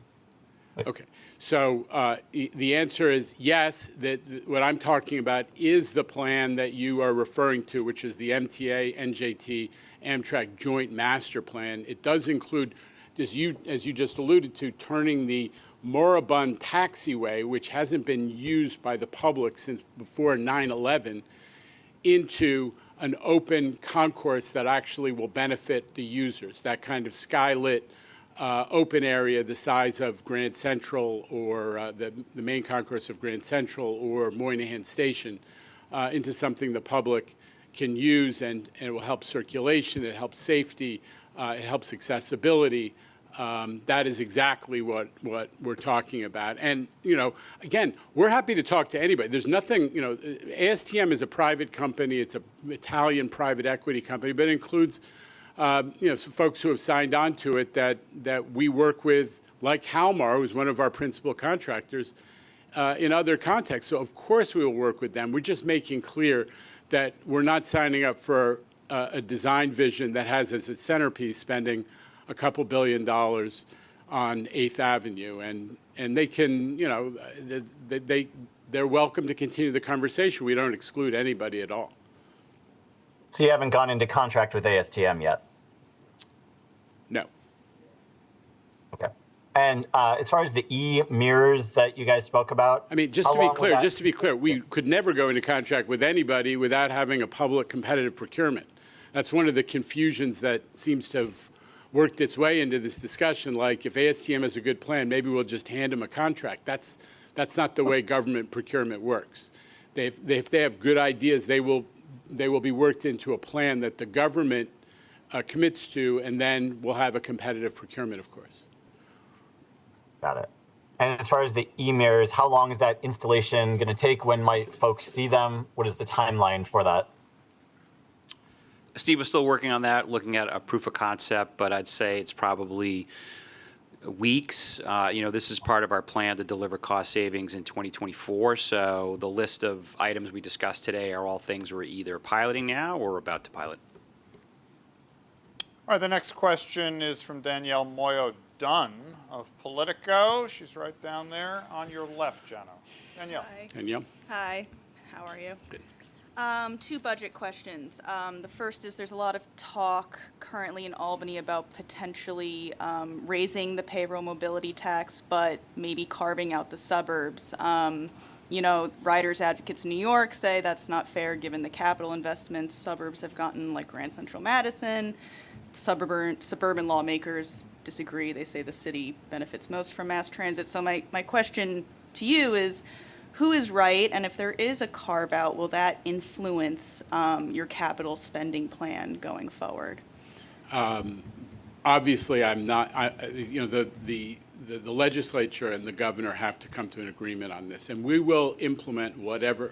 My bottom line has been, I think I've been pretty consistent on this, is we got to address the MTA's deficit. We have to do it in full.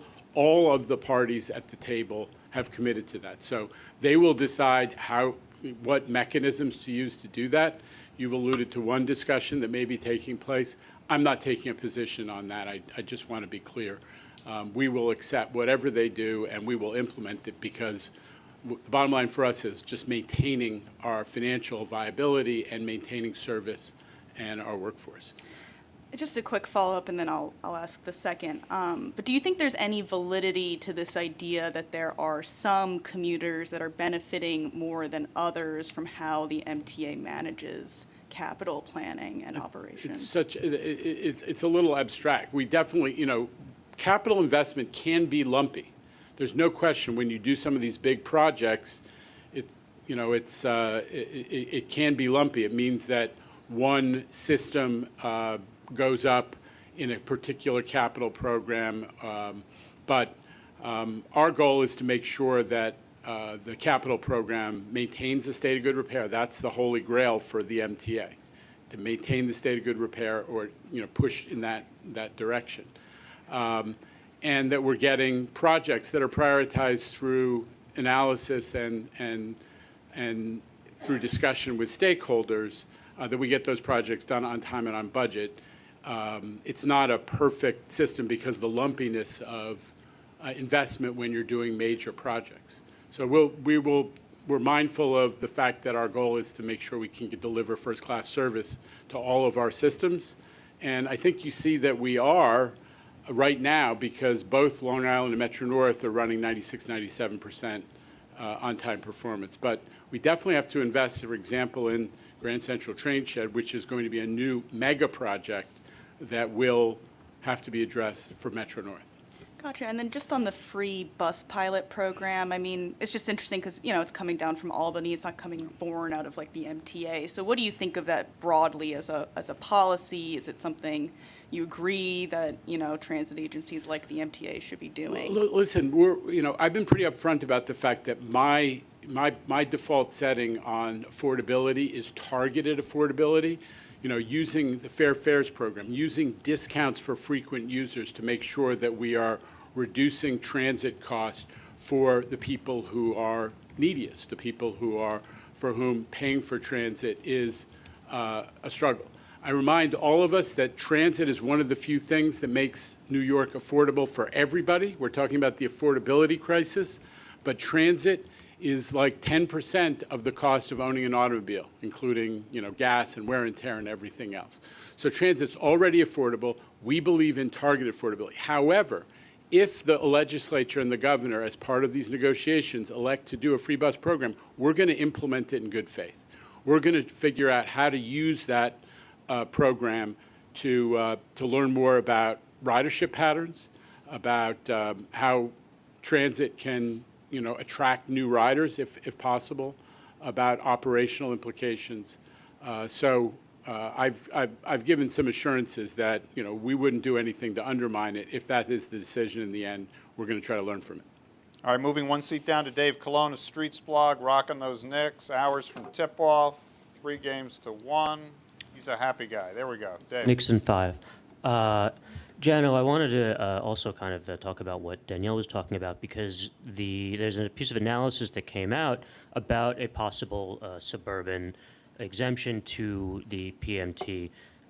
It would cost the MTA about $200 million a year. So are you concerned about the idea of losing out on that amount of money just to exempt people from the tax? Not if the parties make good on what they've all said they intend, broadly speaking, which is to address the entire MTA deficit. If there is another source which addresses that, that's my principal concern. Are we getting to the bottom line number that's necessary to address the MTA deficit? I have to be deferential to the legislature and the governor about the mechanisms that they're going to choose to use as a result of those negotiations to get there, but I want to get to the bottom line. And I know that you talked about it's a great moment of optimism here, and I don't want to shatter that. But the budget conversations around this, and especially what's been coming out of the Hudson Valley and from Long Island, has been a very listen. This is a New York City problem. We don't want to deal with it. So where does that give you this idea of separating the suburbs from the responsibility for funding the MTA? Why shouldn't you be worried about the health of the idea of a regional transit system if these other counties are being so quick to remove themselves from responsibility for it? Look, I think the governor made a very responsible and balanced proposal, but she's got to get a negotiation done with the legislature, and that's what may produce, a different outcome than the governor's original proposal, which was balanced in terms of the sharing of responsibility between the MTA, between the city and the suburbs, and so on. So, Dave, you are characterizing outcomes that have not yet come to pass. I have to let that process unfold and produce a budget. It's less about the outcomes and more about the idea that people have, kind of put forward that this isn't our problem. And is that going to be something that's going to continue in the future? I mean, why shouldn't you worry about that? Yeah, well, what I'm worried about is addressing the MTA's whole deficit, which all three parties in Albany have said they're committed to, and I credit their work. All right, let's slide down to Ben Brockfeld right there from AM New York Metro. Ben. Hey, Jano. So I wanted to ask about these efficiency savings. I know we've had a bit of a tiff over that in the past, but you were mentioning these savings and all these programs that are going to be considered or piloted. And then a couple hours later, the board approved with little fanfare a $73 million engineering consulting contract that's a bit vague in what its nature is. Who is it with? Michael Baker Engineering. And also for the Second Avenue subway eminent domain, it says that the MTA agreed to pay almost twice what an appraisal found the value to be. Is there any, when you're looking to try to make these agency savings, is there any inkling to looking into how the MTA engages with consultants, how it makes real estate deals, spending tens of millions of dollars to build one elevator? Just out of curiosity, Ben, do you know what that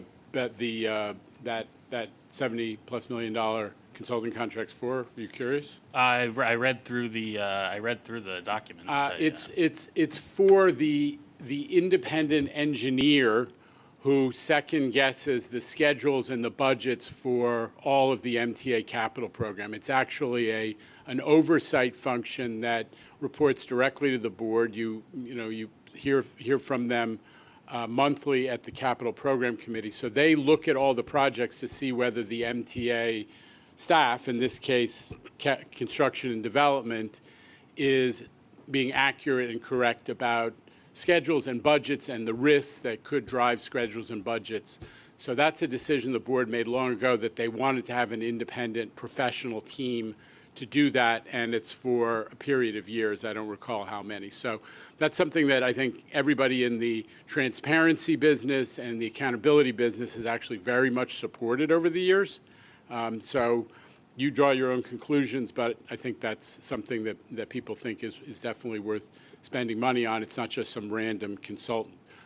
Your other question was about the acquisition for Second Avenue Subway Phase 2. So that's the corner of 125th and Lexington Avenue. Jamie, do you want to comment on that more? It's kind of the 100% corner for an entrance for the Second Avenue Subway. Jamie. Sure, thanks. And I might just add on that last point about the independent engineering consultant, in addition to, and they're the oversight for our program, in addition to transparency about schedule and budget, they also make recommendations about how we can execute the capital program more efficiently, and there's a payback, in terms of executing the capital program for that I think is very demonstrable. The action is in line with the plans for acquisition.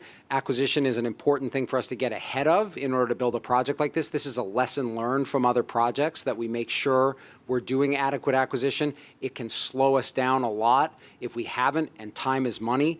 And to the chair's point, the acquisition that the board approved was for a site that will become the station entrance for 65% of the 100,000 riders who will use the Second Avenue Subway Phase 2, as well as provide what we call the ancillary facilities, so the ventilation, the power, the location for the power sources. All of that is in that building, and as we described to the board, there are additional unused development rights that accompany that as well that can be monetized in the future. So for that reason, we recommended that as good value for money for that project, and glad that we're doing it in advance so that we're in a position to get the project moving once we have the federal approvals. Right, but but it says in the documents, an independent appraiser that the MTA hired said it costs $45 million, and today the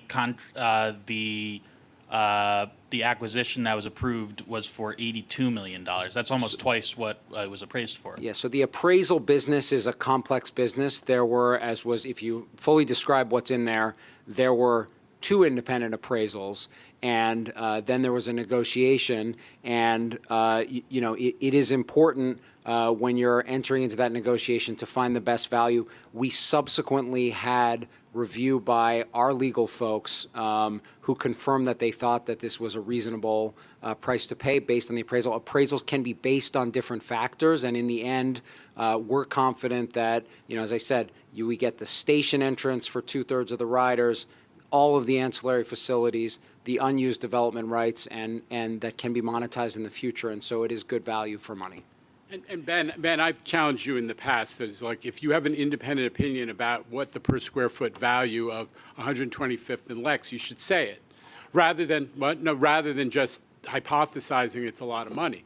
Let me just tell you something else, which is that the alternative, if you go to eminent domain, if you go to condemnation, is you spend years when the moment you say, I'm condemning that site, you spend years through the litigation process, and during that period, whatever ends up being the condemnation award has a statutory 7 to 8% interest rate attached to it, going back to the date you noticed the condemnation. So by making, you can debate what you think, Ben, think is the right value for a per square foot on top of 125th and Lex. But factor in the need to come to a conclusion for a consensual transaction versus just opening the door to 7 to 8% interest, which we're stuck with because it's in the law, until a litigation concludes in all likelihood 2 to 4 years from now. That's the other variable. All right, we're going to close it out today with Evan Simko-Bednarski of the New York Daily News. Hey, Jano. How you doing? So I want to ask you about paratransit. Specifically, there was a suit that was filed today against the MTA in the Southern District of Manhattan by the New York Integrated Network for Persons with Intellectual and Developmental Disabilities, sort of building off of the October DOJ letter with New York City Transit talking about paratransit needs. And I just wanted to give you guys a chance to respond to that, but you also mentioned today substantial improvements that paratransit users should be looking forward to, and I wanted to ask you to expound a little bit more upon that. Sure. I mean, number one, the substantial improvements are not ones paratransit should be looking forward to. It's ones we've already accomplished.